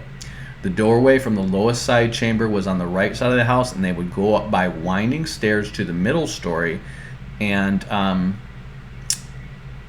from the middle into the third. So apparently there's like an upper attic area to the temple, and they can go there through like a winding staircase. He built the house and finished it, and he covered the house with beams and planks of silver. He also built stories against the whole house, each 5 cubits high, and they were fastened to the house with timbers of cedar. Now the word of the Lord came to Solomon, saying, concerning this house which you are building, if you walk in my statutes and execute my ordinances and keep all my commandments by walking them, then I will carry out my word with you, which I spoke to David your father. So the design for the temple, David had designed before. So he's not getting this from the Lord like Moses got the tabernacle. Maybe David got it from the Lord. Maybe it is modeled after the temple in heaven. That's probably the case because David's a prophet. But David wants to build a house like the house that he's envisioning. He says, I will dwell among the sons of Israel, and I will not forsake my people Israel. So he's saying, if you keep my commandments, I'll live in this house. You know, like not the whole of me, but I will have my presence there, like it was in the wilderness with the tabernacle. How do you like me now? So Solomon built the house and finished it. Then he built the walls of the house inside with boards of cedar. From the floor of the boards of the ceiling, he overlaid the walls on the inside with wood. and he overlaid the floor of the house with boards of cypress. So I don't know what cypress wood looks like, but I'll bet you it looks great. I'll bet you this thing looked amazing.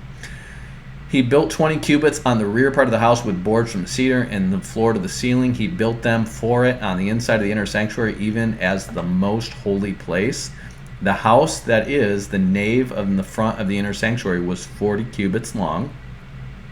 There was cedar in the house within, carved in the shape of the gourds and open flowers.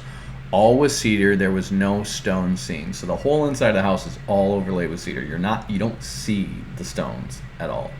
This is glamorous. And then he's got stuff carved into them. And the nave that's in front of the inner sanctuary was 40 cubits long. I think the whole thing is 60 cubits long. So you're looking at a house that's like 60. A cubit is, again, it's like the length of the arm from your elbow plus a hand's breadth. So you're looking at roughly 2 feet. So it's 120 feet long-ish. And the as an inner sanctuary, so it's modeled after the temple. 2/3 of that is going to be the main sanctuary, and then there's going to be a cubicle portion that's going to be the Holy of Holies. And it's going to have that same kind of design to it, where this one is going to have a veil. And remember, that veil represents the space-time fabric. And the cube that's behind the veil represents the New Jerusalem, which is a cubical city, which is going to come from behind the veil and show itself up in the last days and tear everything up and burn everything down. It's going to be awesome. The house that is the nave in front of the inner sanctuary was 40 cubits long, and the cedar in the house within, okay, I read that already. The inner sanctuary was 20 cubits in length, 20 cubits in width, and 20 cubits in height. So this is the Holy of Holies. This is a cube, okay? Overlaid with pure gold. Remember that New Jerusalem is a golden city, right? It's just on the outside of it is a sardine stone. Just like the tabernacle has a dyed red leather over it, which is representing the blood of Christ covering the whole universe, so does the city have a blood red sardine stone covering the whole outside of it. So maybe they're going to do something with stone here. Let's see. So Solomon overlaid the inside of the house with pure gold, just like the great city, Jerusalem, and he drew the chains of gold across the front of the inner sanctuary and laid it with gold. He overlaid the whole house with gold until all the house was finished, and the whole altar, which was by the inner sanctuary, was laid with gold. So he doesn't have the whole inside of the house, the cedar is all overlaid with gold. So he doesn't have it, the whole thing looking like, because remember, you're going to have in the tabernacle, the whole tent, the whole inner main sanctuary in the first part looks like space. It's like little angels carved like stars all over this bluish purple fabric. And then you go into the main one, and then you go into the Holy of Holies. He has the whole thing gold, but it's still going to have the big veil, the veil that's torn when Christ dies, which is going to be representing the space-time fabric. Also in the inner sanctuary, he made 2 cherubim of olive wood, each 10 cubits high, so you're looking 20 feet high angels. 5 cubits was the wing of the cherub, 5 cubits was the other, so 10 feet across.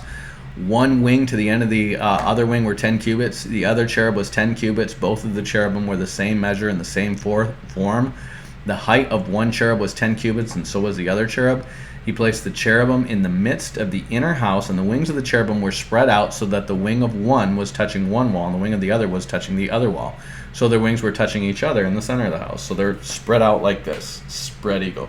They're like this over the ark, but they're like this over the inner sanctuary in the house. So what do these 2 angels represent? I don't know. Michael and Gabriel? Who knows? He overlaid the cherubims with gold. He carved all the walls of the house all around with carved engravings of cherubim, palm trees, open flowers, inner and outer sanctuaries. Okay, so let's see that. In the inner and outer sanctuaries. Okay, he calls it rooms. Come on, dude. Come on, NRSV. Sanctuaries. Within and without. Okay, I guess it doesn't say sanctuary, but it implies the inner and outer sanctuary. Okay. So he does carve, we see palm trees, open flowers, and cherubim in this thing, which is kind of like, what is that supposed to represent? I don't know, but it's all gold. It's gold. He overlaid the house with gold in the inner and outer sanctuaries. For the entrance of the inner sanctuary, he made the doors of olive wood. Wow, olive wood is probably not easy to turn into planks. The lintel and the 5-sided doorposts. He made the 2 doors of olive wood, and he carved them on the carvings of cherubim, palm trees, and open flowers, and overlaid them with gold, and spread the gold on the cherubim and on the palm trees. He also made for the entrance of the nave 4-sided doorposts of olive wood, the doorposts of cypress wood, the 2 leaves of the one door turned on pivots, and the 2 leaves of the other door turned on pivots. So,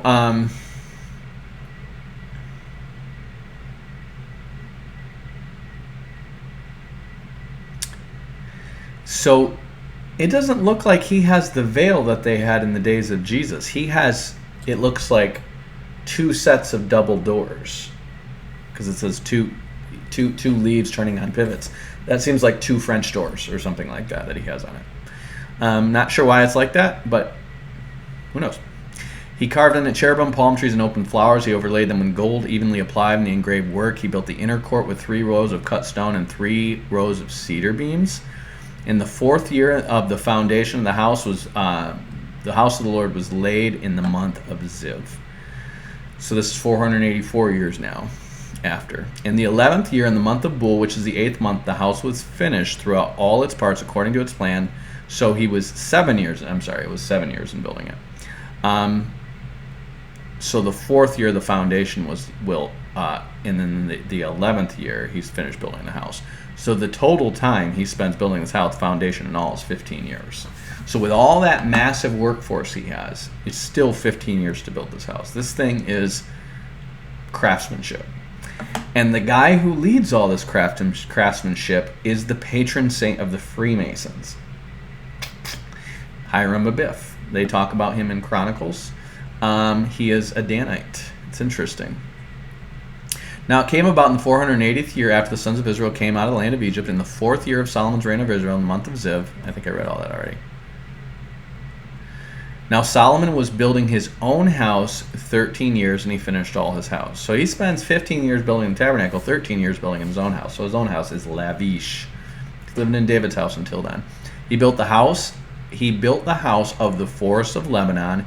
Its length was 100 cubit, and its width 50 cubits, and its height 30 cubits. So notice he's got similar things going on here with the temple, but it's a little smaller, and these are multiples of 5 instead of 6. Isn't that interesting? Boy, there's got to be some mystical significance to this that I'm sure he knew, because he was being all secretive and hanging out with Egyptians who know all kinds of mystical stuff about geometry and building. It was paneled with cedar above on the side chambers, and there were 45 pillars, 15 in a row. There was an artistic window frames in 3 rows, and the window was opposite window with 3 ranks. All the doorways and doorposts had squared artistic frames, and the window was opposite the window in 3 ranks. Then he made a hall of pillars. Its length was 50 cubits, and its width was 30 cubits, and the porch was in front of them, and pillars and thresholds in front of them. And he made the hall of the throne where he was to judge, the hall of judgment. It was paneled about with cedar from floor to floor. His house where he was to live, the other court inward from the wall, was of the same workmanship. He also made a house like this hall. He also made a house like this hall for Pharaoh's daughter, whom Solomon has married. So he builds a house for his wife, that house is like this court hall that he judges in. So apparently she's super royal, and she's getting treated very well. This is number 1 wife here. I want you guys to understand, when you got a harem, number 1 wife is pretty much in charge of all the other wives. All these were of costly stones, and stone cut according to the measure, sawed with saws inside and outside, even from the foundation to the coping, and so on the outside of the great court. This is just such a big deal that the Egyptians are giving up the daughter of Pharaoh to marry in with one of these hill people, because in Egyptian history, they're always just looked at with contempt, these hill shepherd people. And it's not until you get to Joseph that you have one with any regard, and that goes on for a century, and then they hate them again after that. So the fact that Pharaoh is giving up his daughter to Solomon says Solomon has got major credibility in the world. The foundation was costly stones, and even large stones, stones of 10 cubits and stones of 8 cubits, and above were costly stones, stone cut according to measure, and cedar. So the great court all around had 3 rows of cut stone and row of cedar beams, as in the even as the inner court, and the house of the Lord and the porch of the house. So he's saying the cut stone and cedar beams of Solomon's house were designed like the Lord's house. Now Solomon sent and brought Hiram from Tyre. Solomon sent and brought Hiram from Tyre. So this is Hiram of Biff. He was a widow's son from the tribe of Naphtali, and his father was a man of Tyre, a worker in bronze. So his father is a craftsman of Tyre, okay? This is his Tyrian father. His original father was a Danite, okay? His mother is from Naphtali. And he was filled with wisdom and understanding and skill for doing any work in bronze, so he came to King Solomon and performed all his work.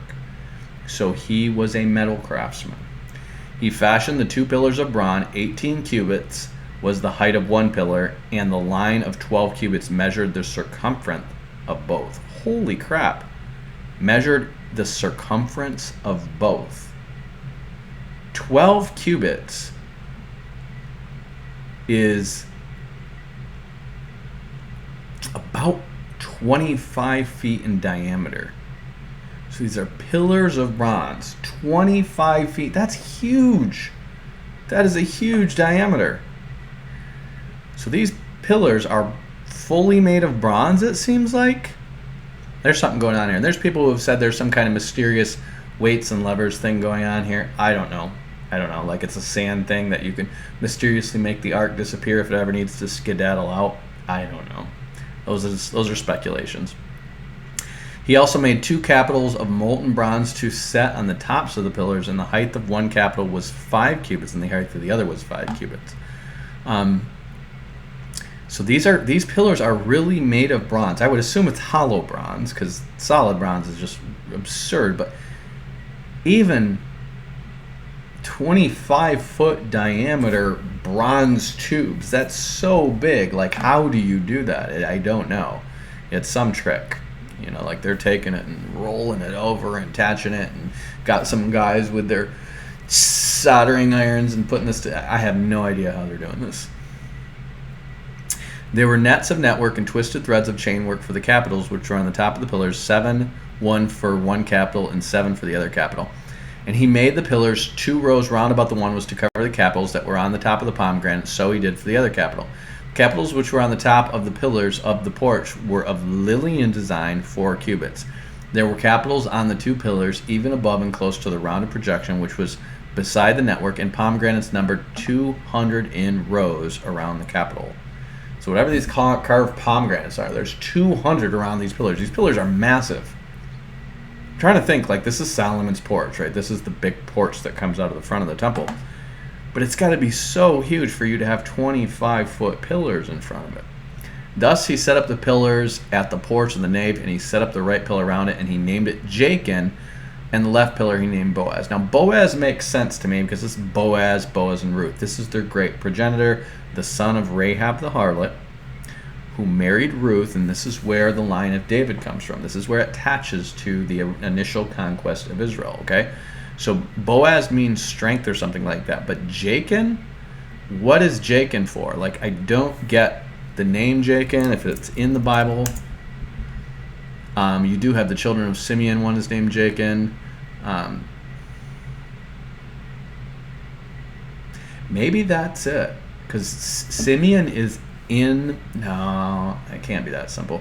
Simeon is in David. And maybe it's those 2 tribes that are of supreme significance among them. I don't know. It makes no sense to me. I have no idea. If anyone knows why these are named Jachin and Boaz, if there's some mystery or something there, I just don't know. But he names them. One is named Jachin, which means will establish. It means will establish. And the other's name is Boab, which means uncertain meaning. So we know that Jachin is the son of Simeon, and we know that Boaz is a descendant from where the house of David comes. Maybe that's it. Maybe there's that primary unity because it's like these guys are like home team, and it's I don't know. I have no idea. If anyone has any comments on that, I would love to hear their thoughts. Let's see here. Then he made a On the tops of the pillars was lily work, and thus were the work of the pillars finished. Then he made the molten sea, and it was round, 10 cubits from brim to brim and 5 cubits high. The line, 30 cubits, would encircle it completely. Now, you're going to have people in the Messianic movement talk about mikvahs, and like this is this old Jewish tradition. We have no evidence of mikvahs before the time of Christ. That was apparently a later Jewish tradition with ritual washings that may have come from the Pharisees because they had all kinds of washings they had to do. There certainly were rites in the law that required you to wash to purify yourself, like for instance a woman after a menstrual cycle, or a guy after he touches a dead body or has a wet dream, basically. Okay, so you had stuff like that, but you didn't have like ritual baths. Okay, you didn't have that in the tabernacle. You had wash basins that they use. This is the first time you have a complete bath. This is big, and the priests would actually get into it to fully cleanse themselves. So this is something kind of new. Under the brim were panels all around about it. Each of the 10 cubits surrounding the sea, there were 2 rows of panels cast when it was cast. It stood on 12 oxen, 3 facing towards the north, 3 towards the west, 3 facing towards the south, 3 facing east. The sea was set on them. The hindquarters of each were towards the basin. So there's got to be a ladder on this thing, and you got to get up around these oxen and take a bath. What does that signify? I don't know. Its thickness was a handbreadth. Its brim was made like a brim of a cup. So that's how thick the bronze is. Whatever it is, it's made of bronze that thick. That's huge. Like a flower of a lily, it held 2,000 baths. So that's 2,000 buckets or whatever. He also made the 10 stands of bronze, for each was 4 cubits long and 4 cubits wide and 3 cubits high. And this was the construction of the stands. The stands, they had borders, and the borders were within frames. And on the borders were set frames were lions, oxen, and cherubim. On the frames, both above and below the lions and oxen, were wreaths of beveled work. Each stand had 4 bronze wheels and axles of bronze, and the 4 corners were supports for a basin. The supports were each cast with wreaths at each side of each. Its opening was within the crown, whose height was 1 cubit. Its opening was round, as a pedestal is made, and it was 1.5 cubits wide.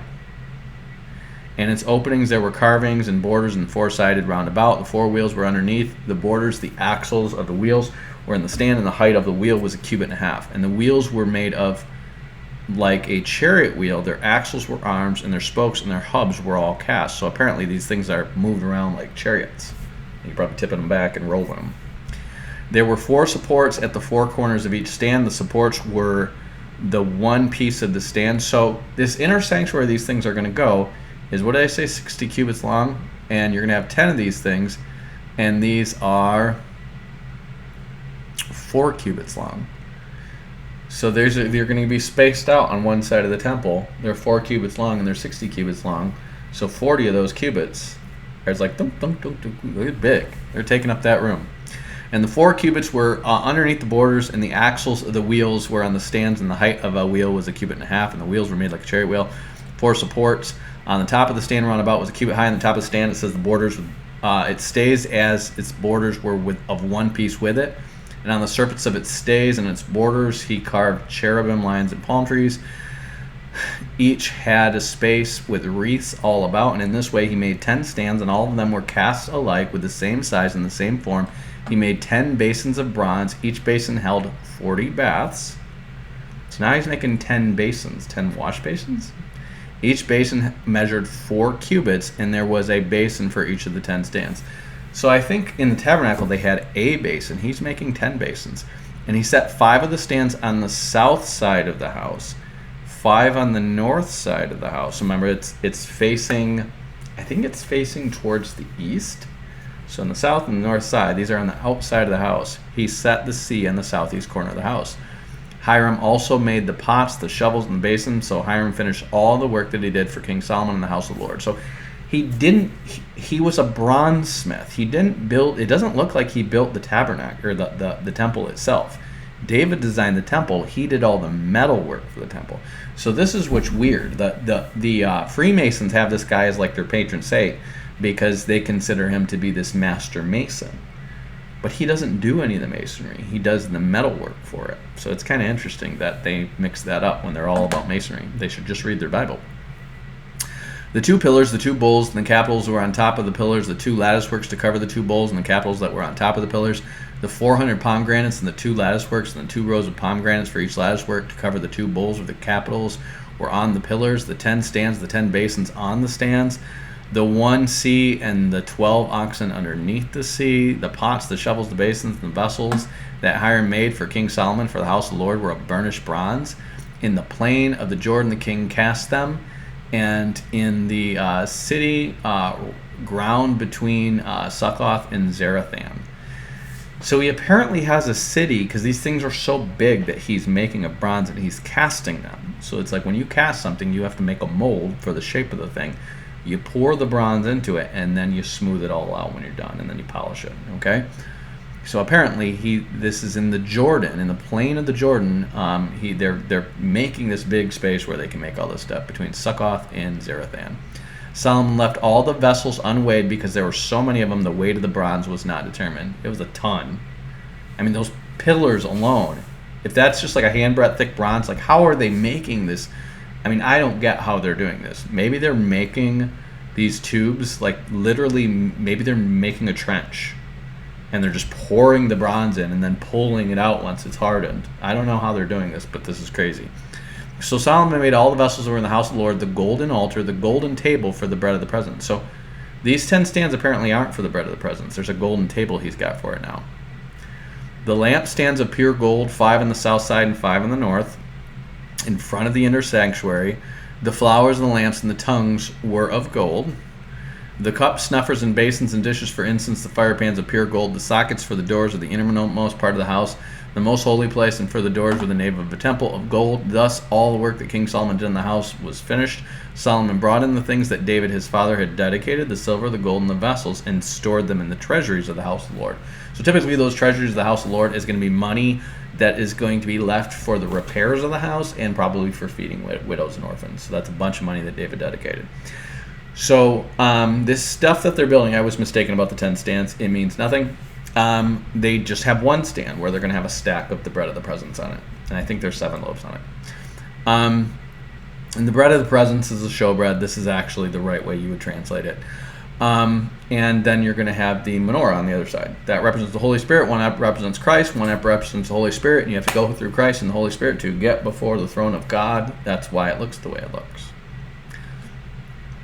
Then Solomon assembled the elders of Israel and the heads of all the tribes and the leaders of the ancestral houses of the Israelites before King Solomon in Jerusalem to bring up the ark of the covenant of the Lord out of the city of David, which is Zion. All the people of Israel assembled to King Solomon at the festival of the month of Ethanim, which is in the 7th month. All the elders of the king of Israel came, and the priests carried the ark. So they brought up the ark of the Lord, the tent of meeting, and all the holy vessels that were in the tent, and the priests and the Levites brought them up. King Solomon and all the congregation of Israel who had assembled before him were with him before the ark, sacrificing so many sheep and oxen that they could not be counted or numbered.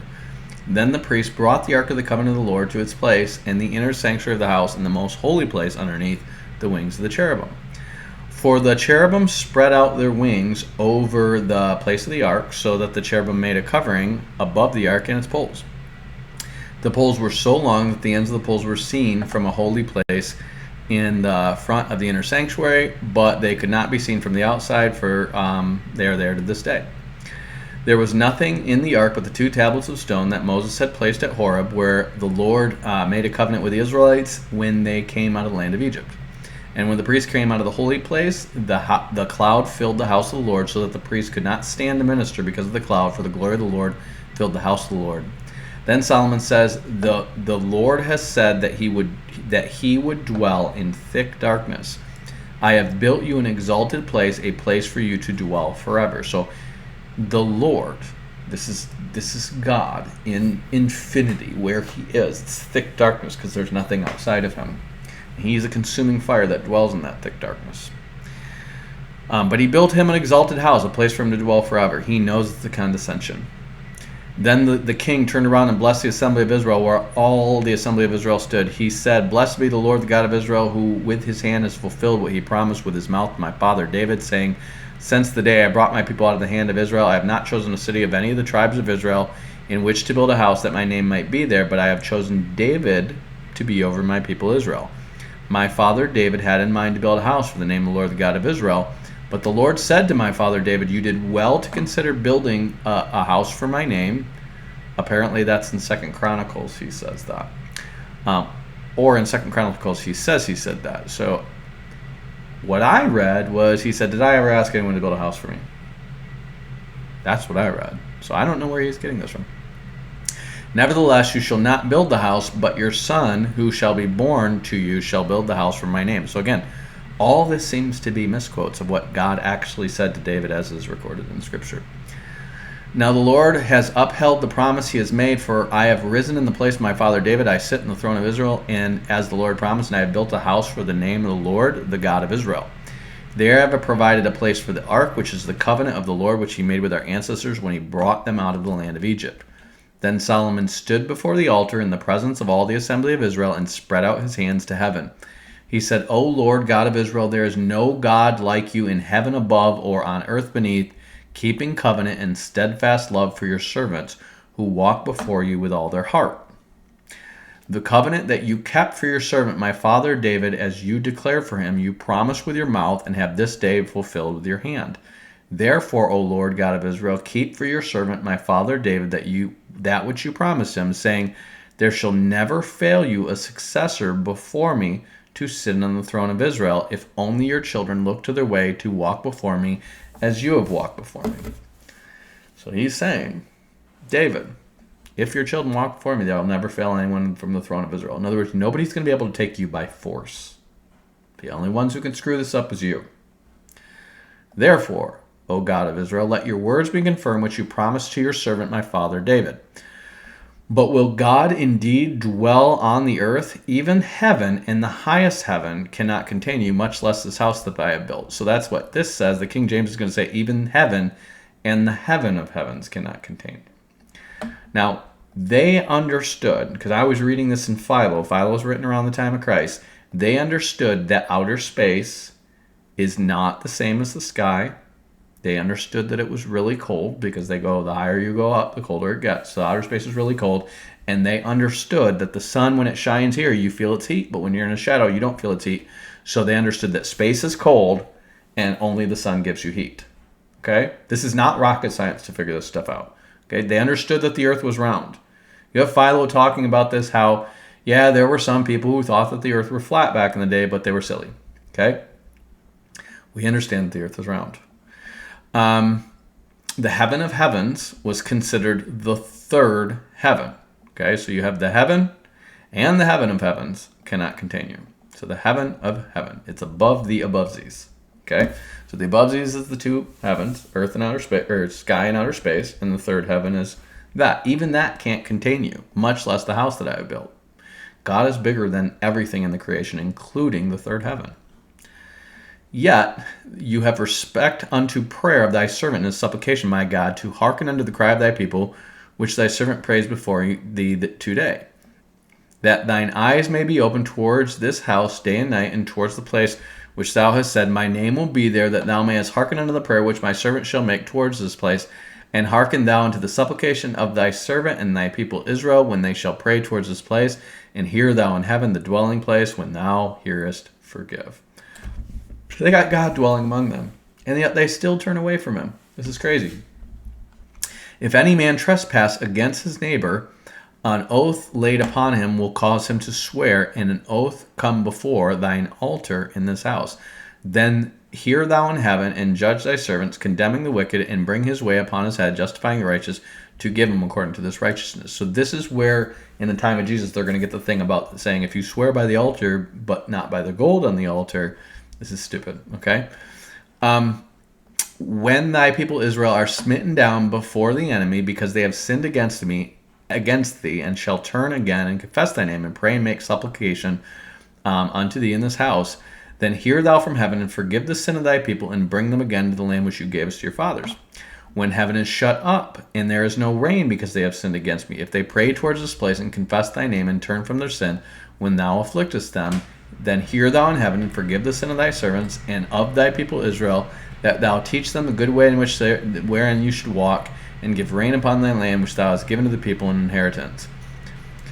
If there be in the land a famine, if there be pestilence, blasting, mildew, locust, if there be caterpillar, if the enemy besiege them in the land of their cities, whatsoever plague, whatsoever sickness be there, what prayer and supplication soever be made by man and by all the people of Israel, which shall know every man the plague of his own heart, and spread forth his hands towards this house, then hear thou in heaven thy dwelling place, and forgive and do and give to every man according to his ways, whose heart thou knowest.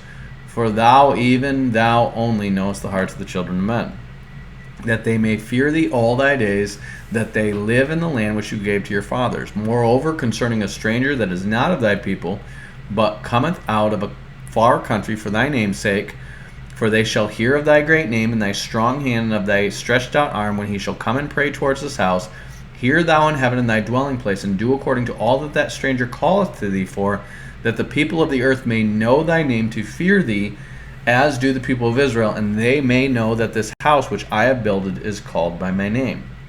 If thy people go out and battle against the enemy, whithersoever thou shalt send them, and shall pray unto the Lord towards the city that thou hast chosen, and towards the house that I have built for thy name, then hear in heaven their prayer and their supplication, and maintain their cause.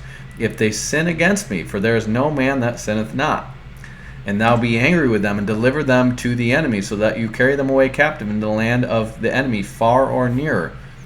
Yet if they shall bethink themselves in the land where they were carried captives, and repent, and make supplication unto the land of them that carried them captives, saying, We have sinned, and have done perversely, and committed wickedness, and so return unto thee with all their heart and with all their soul in the lands of their enemies, which led them away captive, and pray thee towards their land which thou gavest to their fathers, the city which thou hast chosen, the house which thou built for thy name, then hear their prayer and in their supplication in heaven in their dwelling place, and maintain their cause, and forgive thy people that have sinned against thee, and all their transgressions wherein they have transgressed against thee, and give them compassion for them who carried them captive, that they may have compassion on them. For they be thy people and thine inheritance, which thou broughtest forth out of Egypt from the midst of the furnace of iron, that make thine eyes may be open unto the supplication of thy servant, and unto the supplication of thy people Israel, to hearken unto them in all that they call for unto thee. For thou didst separate them from among the people of the earth, to be thine inheritance, and thou speakest by the hand of Moses thy servant, when thou broughtest forth our fathers out of Egypt, O Lord God.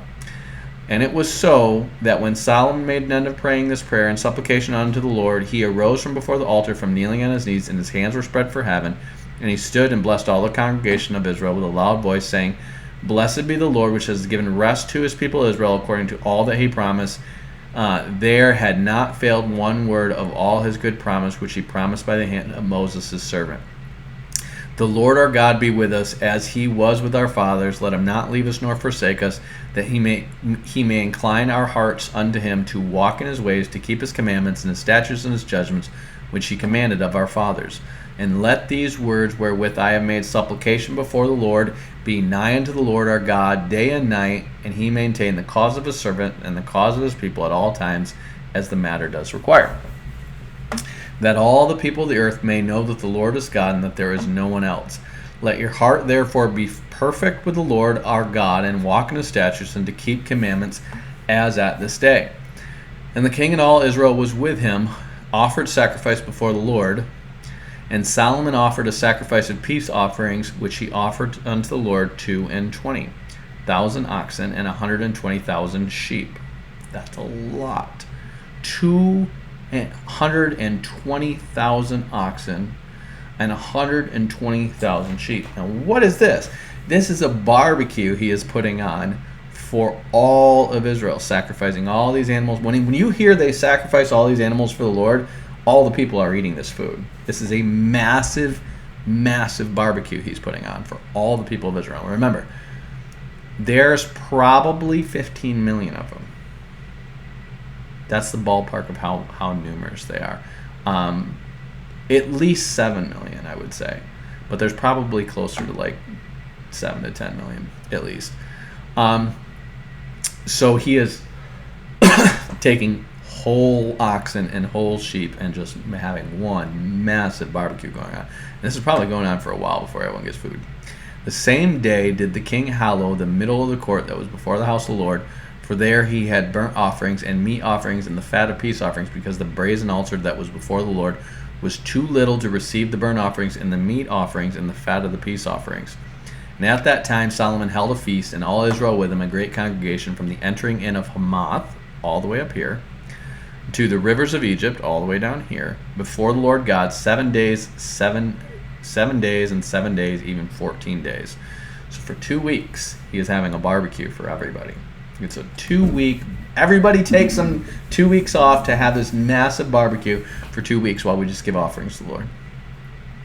On the 8th day, he sent the people away and blessed the king, and they went into their tents joyful and glad of heart for all the goodness that the Lord had done for David his servant and for Israel his people. And it came to pass, when Solomon finished the building of the house and the king's house, and all Solomon's desire which he was pleased to do, that the Lord appeared to Solomon the second time, as he had appeared to him at Gibeon. And the Lord said unto him, I have heard thy prayer and thy supplication, and thou hast made before me. I have hallowed this house which thou hast built, and to put my name there forever, and mine eyes and my heart shall be there perpetually. So he is condescending to Solomon's prayer and saying, I will make this house be holy. In other words, I'm going to treat it like this is actually where I live. And if you will walk before me as David thy father walked, in the integrity of heart and uprightness, to do according to all I have commanded thee, and will keep my statutes as my promise, then I will establish the throne of thy kingdom of Israel forever, as I promised to David thy father, saying, there shall not fail a man of thee upon the throne of Israel. So notice what God is saying should have him going, oh, so I'm not the guy who, but my love will not depart from him even if he sins against me. Nope. He says, if you will walk before me. So notice he goes back to a bilateral covenant with him. He does not have this covenant that Christ has that if he chastens him, I will not remove my love from him. Why? Because that is about us in the body of Christ. That's why. But if you shall turn from following me, you or your children, and will not keep my commandments and my statutes which I set before you, but go and serve other gods and worship them, which Solomon definitely does, then I will cut off Israel out of the land which I have given them, and this house which I have hallowed for my name will I cast out of thy sight. Israel shall be a proverb and a byword among the people. So he is not treating this house like it is my thing. He's saying, I will condescend to you and do this as long as you keep my commandments. Okay? In this house which is high, everyone that passes by will be astonished, and shall hiss, and they will say, why has the Lord done this to his own land and to his house?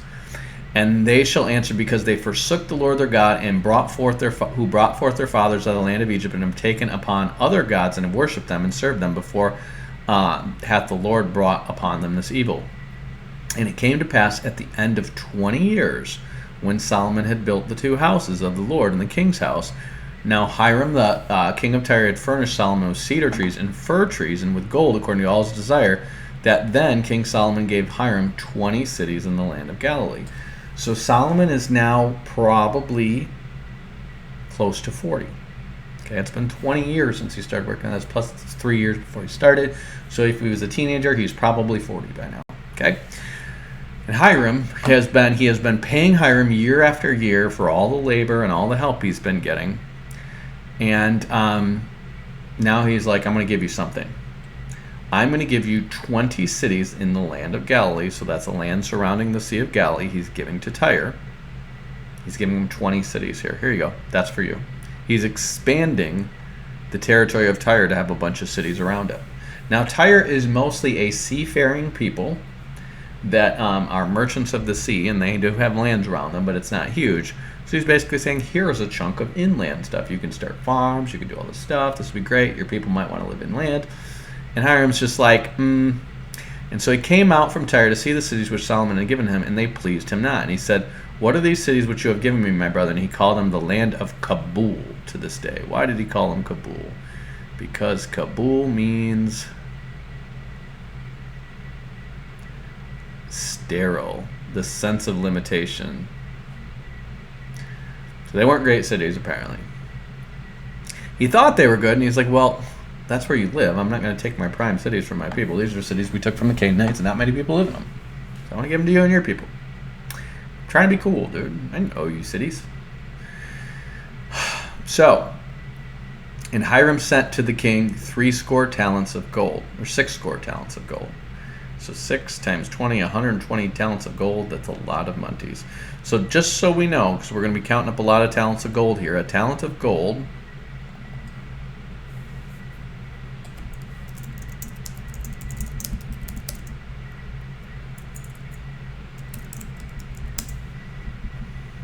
is 63 pounds.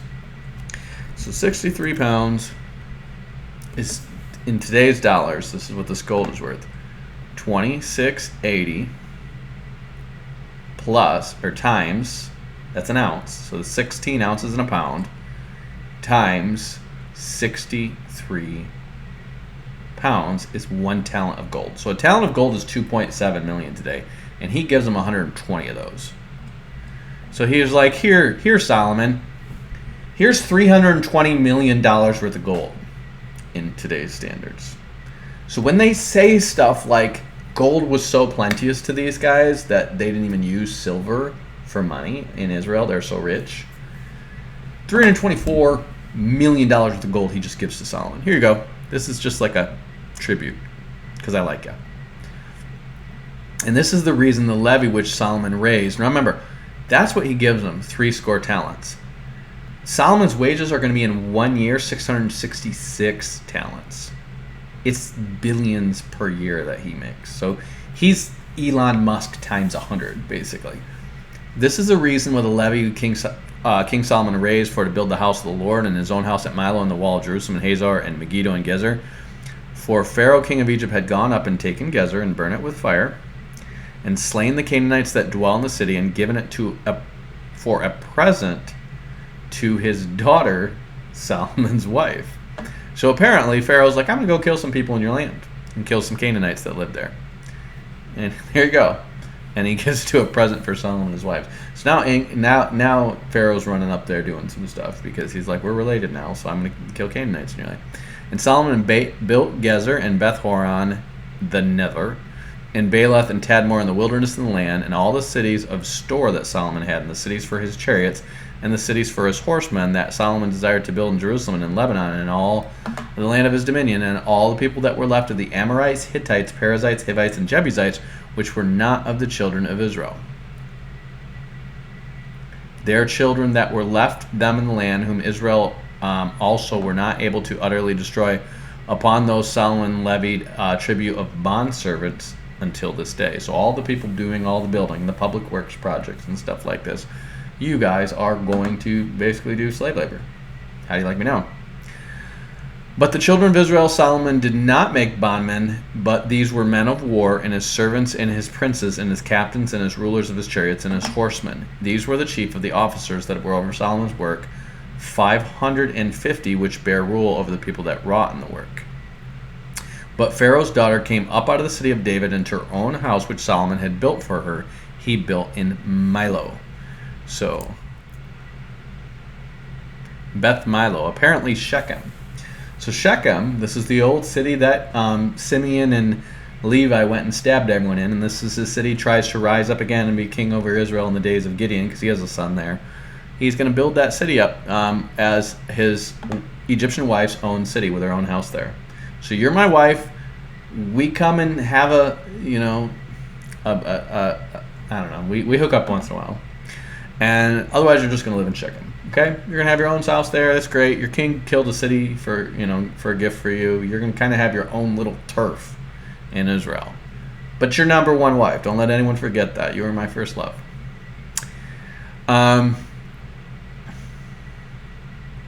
And 3 times a year did Solomon offer burnt offerings and peace offerings upon the altar which he built in the Lord. And he built incense upon the altar that was before the Lord, so he finished the house. And Solomon made a navy of ships in Ezion-Geber, which is beside Elath. This city is still a port city in Israel. It's called Elat. So Elat was probably the public port, and he probably had his own city that was his own port, just for there. And on the shore of the Red Sea, which is in the land of Edom. Okay, so apparently this is Edomite territory, but it's his city. Now, just so you guys know, where you see Red Sea here, you're going to hear people say this. Red Sea literally means Reed Sea. The reason we call it the Red Sea today, so don't get offended if somebody says Reed Sea, that thinks they think that Moses and those guys went to a swamp. This is where that idea comes from.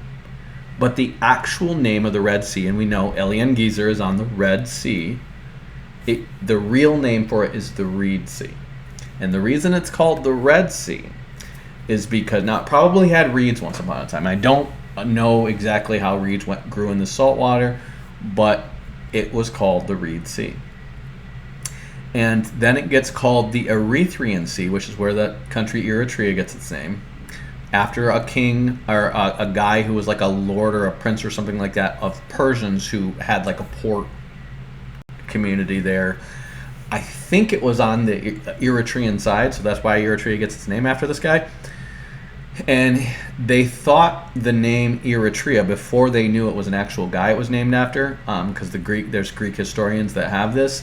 The Jewish Bible scholars thought it was like, or I'm sorry, it might have been Greek-speaking Jewish Bible scholars thought the word was named after a red flower that floated on the sea, and so that's why they called it the Red Sea, and that's why it's called the Red Sea in the Bible, and the Jews called it the Red Sea. In the time of Christ, they called it the Red Sea, but it really is Reed Sea, and the Eritrean Sea is actually named after a guy. So when I do my New Testament translation, I put Erythraean Sea, because that's literally what it is. But the original name means Reed Sea. So don't get all offended if you hear some scholars say that. Just know that doesn't mean they went through a swamp, because Eilat, this is this port city that's still there on that little tongue part. Okay. This port city of Eilat, which is on the Red Sea, it's always been the same place, is on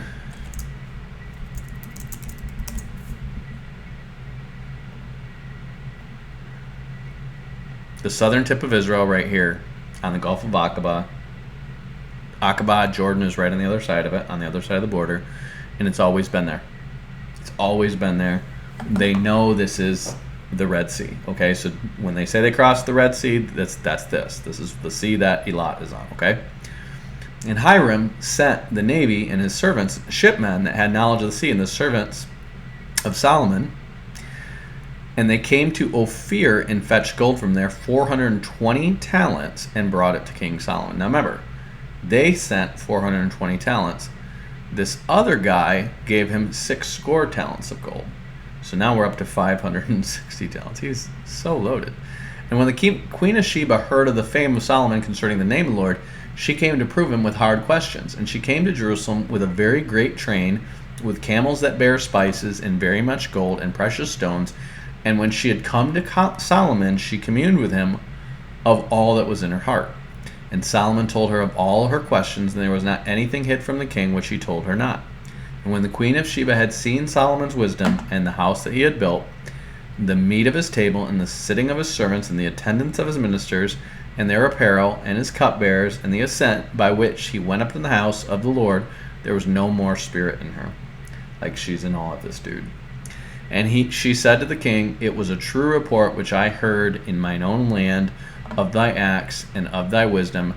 Howbeit I believed not the words until I came, and my eyes had seen it. And behold, the half was not told to me. The wisdom and prosperity exceeds the fame that I have heard. Happy are thy men, happy are thy servants, who stand continually before thee, and hear all thy wisdom. Blessed be the Lord God, which delighted in thee to set thee on the throne of Israel, because the Lord loved Israel forever. Therefore made he a king to do judgment and justice. And she gave the king 120 talents of gold. Now he's getting another 120 talents of gold. So he got like 420, then another 120, then another 120. He's up to 660 talents of gold, and spices of very great store, and precious stones. And there came no more such abundance of spices which were with the Queen of Sheba that he gave to Solomon. So 120 talents of gold.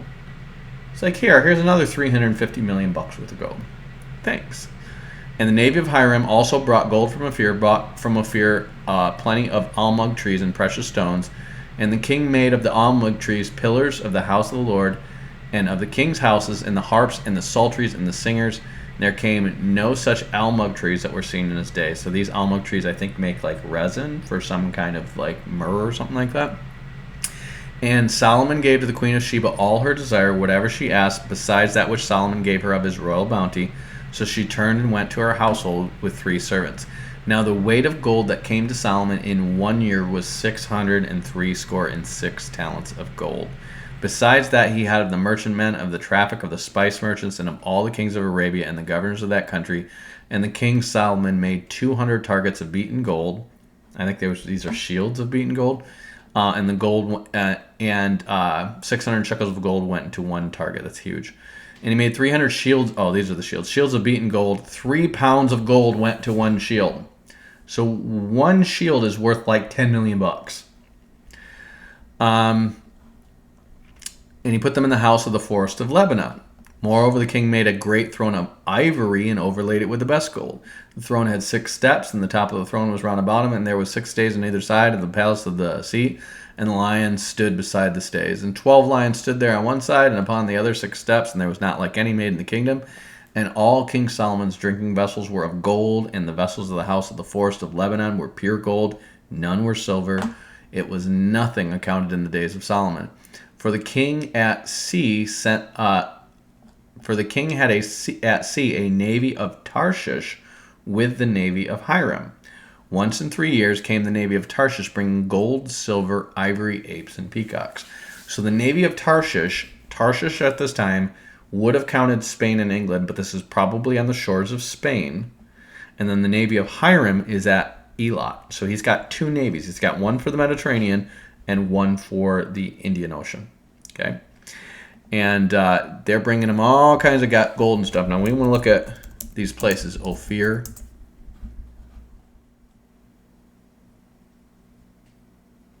No, I'm sorry. Ophir is one of the sons of Joktan, and it looks like Ophir might be like Oman. So Oman would be, like, if Yemen or Oman, that's where the sons of Joktan dwelt, is from there, Yemen, all the way up. And to this day, Yemen is known for having a lot of gold, but apparently you can go get tons of gold from these people. There was also a lot of gold in Nubia, and there was a lot of gold in India, but over the years, that gold was dug up and moved around. So that might be where Ophir is. Sheba was a kingdom, and it has existed at different times, but it typically would transverse the Red Sea here. So they're getting stuff that comes from Ophir, and that's probably where she's hearing from these people. They got a navy here, traveling down to here.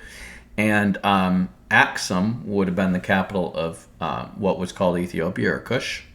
And up here is Egypt, but they're going to have this kingdom that is going to go over the Red Sea, and they're going to have cities on the other side as well. And they're trading with the Arabians, and they're bringing the stuff that's coming from Babylon and whatnot into Ethiopia. They're also probably trading by sea and getting stuff that's going to come as far away from India. So they're pretty rich and pretty powerful. Saba is the Sabaeans, or no, I'm sorry, Saba. So there's a Cushite son called Seba and Saba, and then there's the Sabaeans that are, I believe, descended from Joktan, and those are, I think, the Houthis now. So that's where Sheba's coming from. Tarshish is more than likely, like I said, the coast of Spain. Some people think it's this Tartessos. I've heard it's up here. Whoever these people are, they're sailing people who were originally a son of Javan, which is where all the Greeks come from. And some of them, these Greeks are going to settle. The Tarshish, the ones of Tarshish are the ones that go west. The rest are going to be mostly between Cyprus and Crete and Rhodes and stuff like that here. And Tarshish is the one that goes furthest west. And he seems to go all the way to England because they're pulling all kinds of tin out of Cornwall, England, and bringing it back for the bronze trade.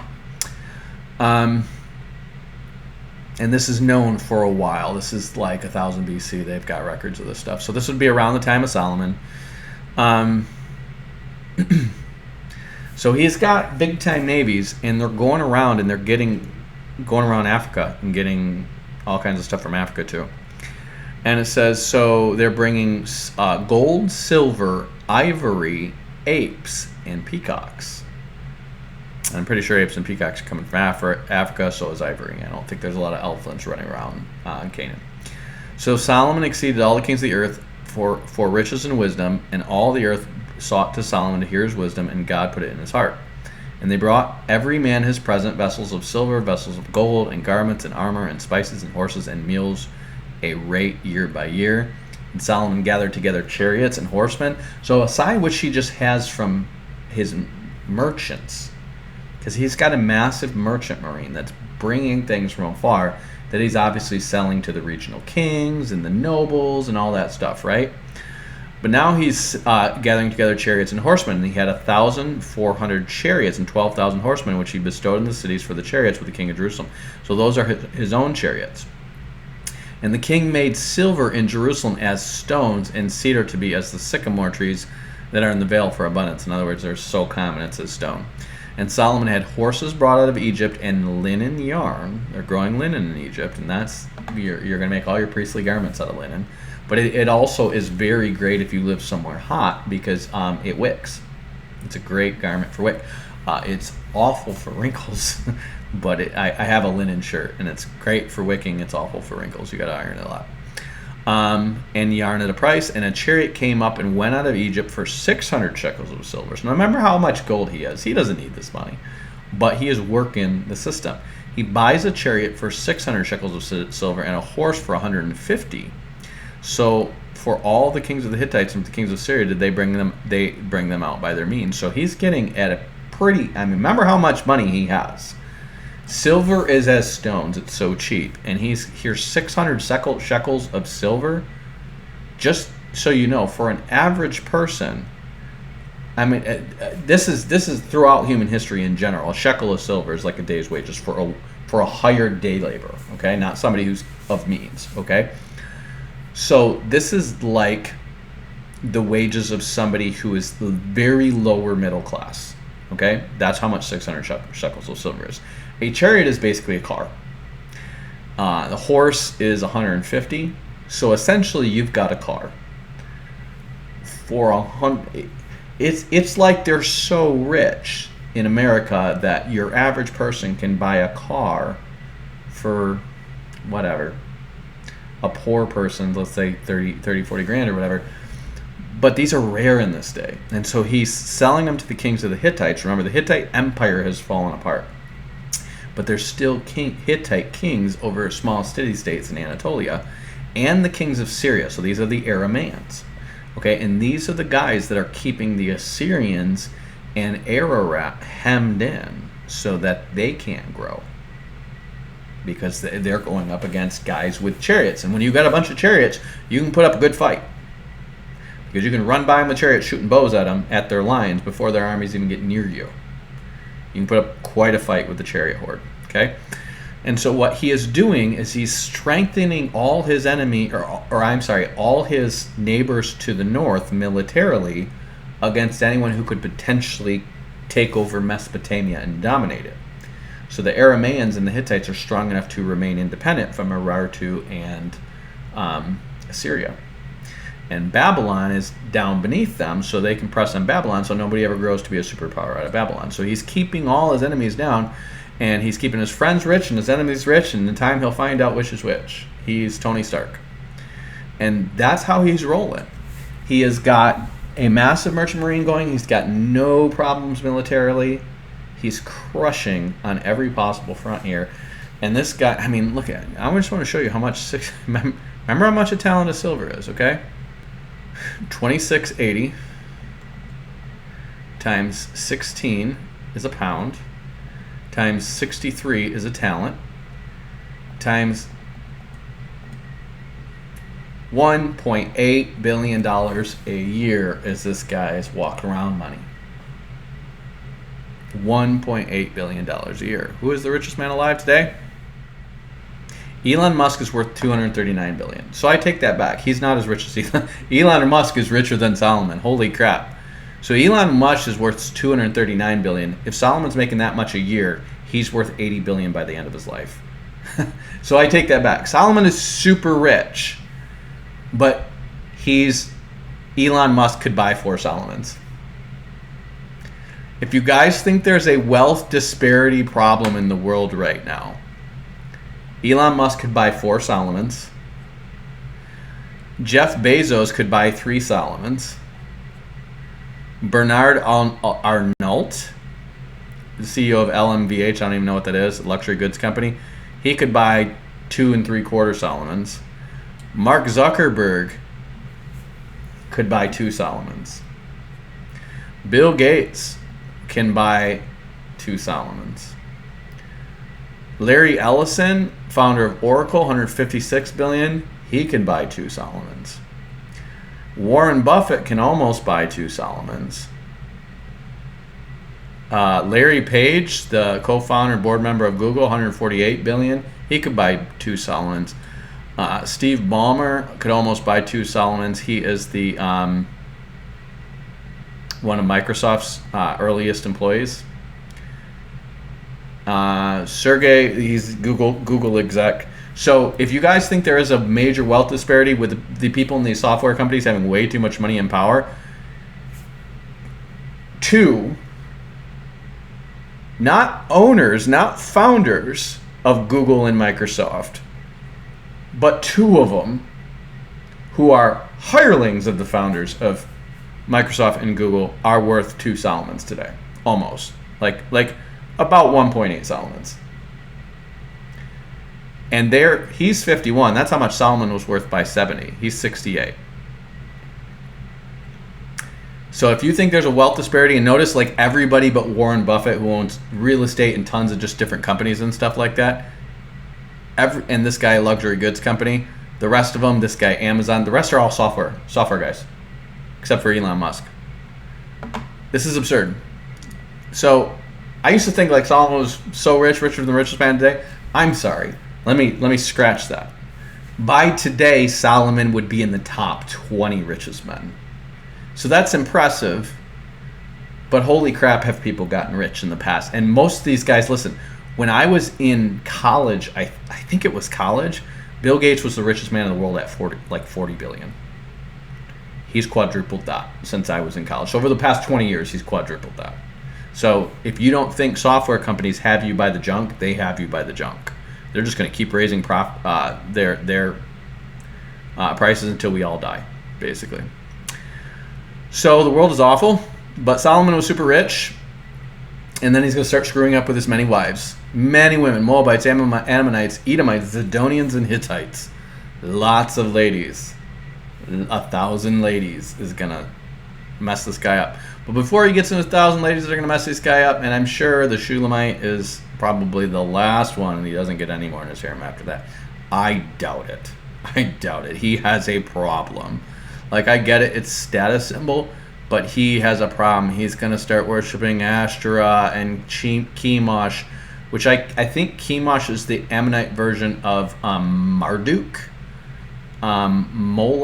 Marduk would have been based on the Tower of Babel and Hammurabi. It's basically based on, I found out, Amartu, which seems to be the father of the Ammonites. That seems to be who it's based on. Molech seems to be it means like the sacrifice or the offering, and it seems to be a corruption of Abraham offering up Isaac. That's what it seems to be. And then Ashtoreth is the woman who started with the Nephilim after the flood. So he's going to get into a very bad way with paganism. And we'll get into that next time. But before we do that, in the next one, I will get into Song of Solomon with you, because it's an awesome book. So I hope you guys are blessed by that. I hope you learned a bunch about Solomon. He had lots of clout. He gave a very fine speech and made a very wise prayer in his youth, and then it was just all downhill from there. Because no matter who you are, no matter how righteous you are in your beginning, let me tell you something. A bajillion dollars will a bajillion dollars and 1,000 women will mess that up, no matter who you are. Give me 1,000 hot women and a bajillion dollars, and I promise you, I will get worse, not better. Okay? Hope you guys are blessed by this. Have a great rest of your day. Batman out. Peace. Peace, I'm out. I'm Batman.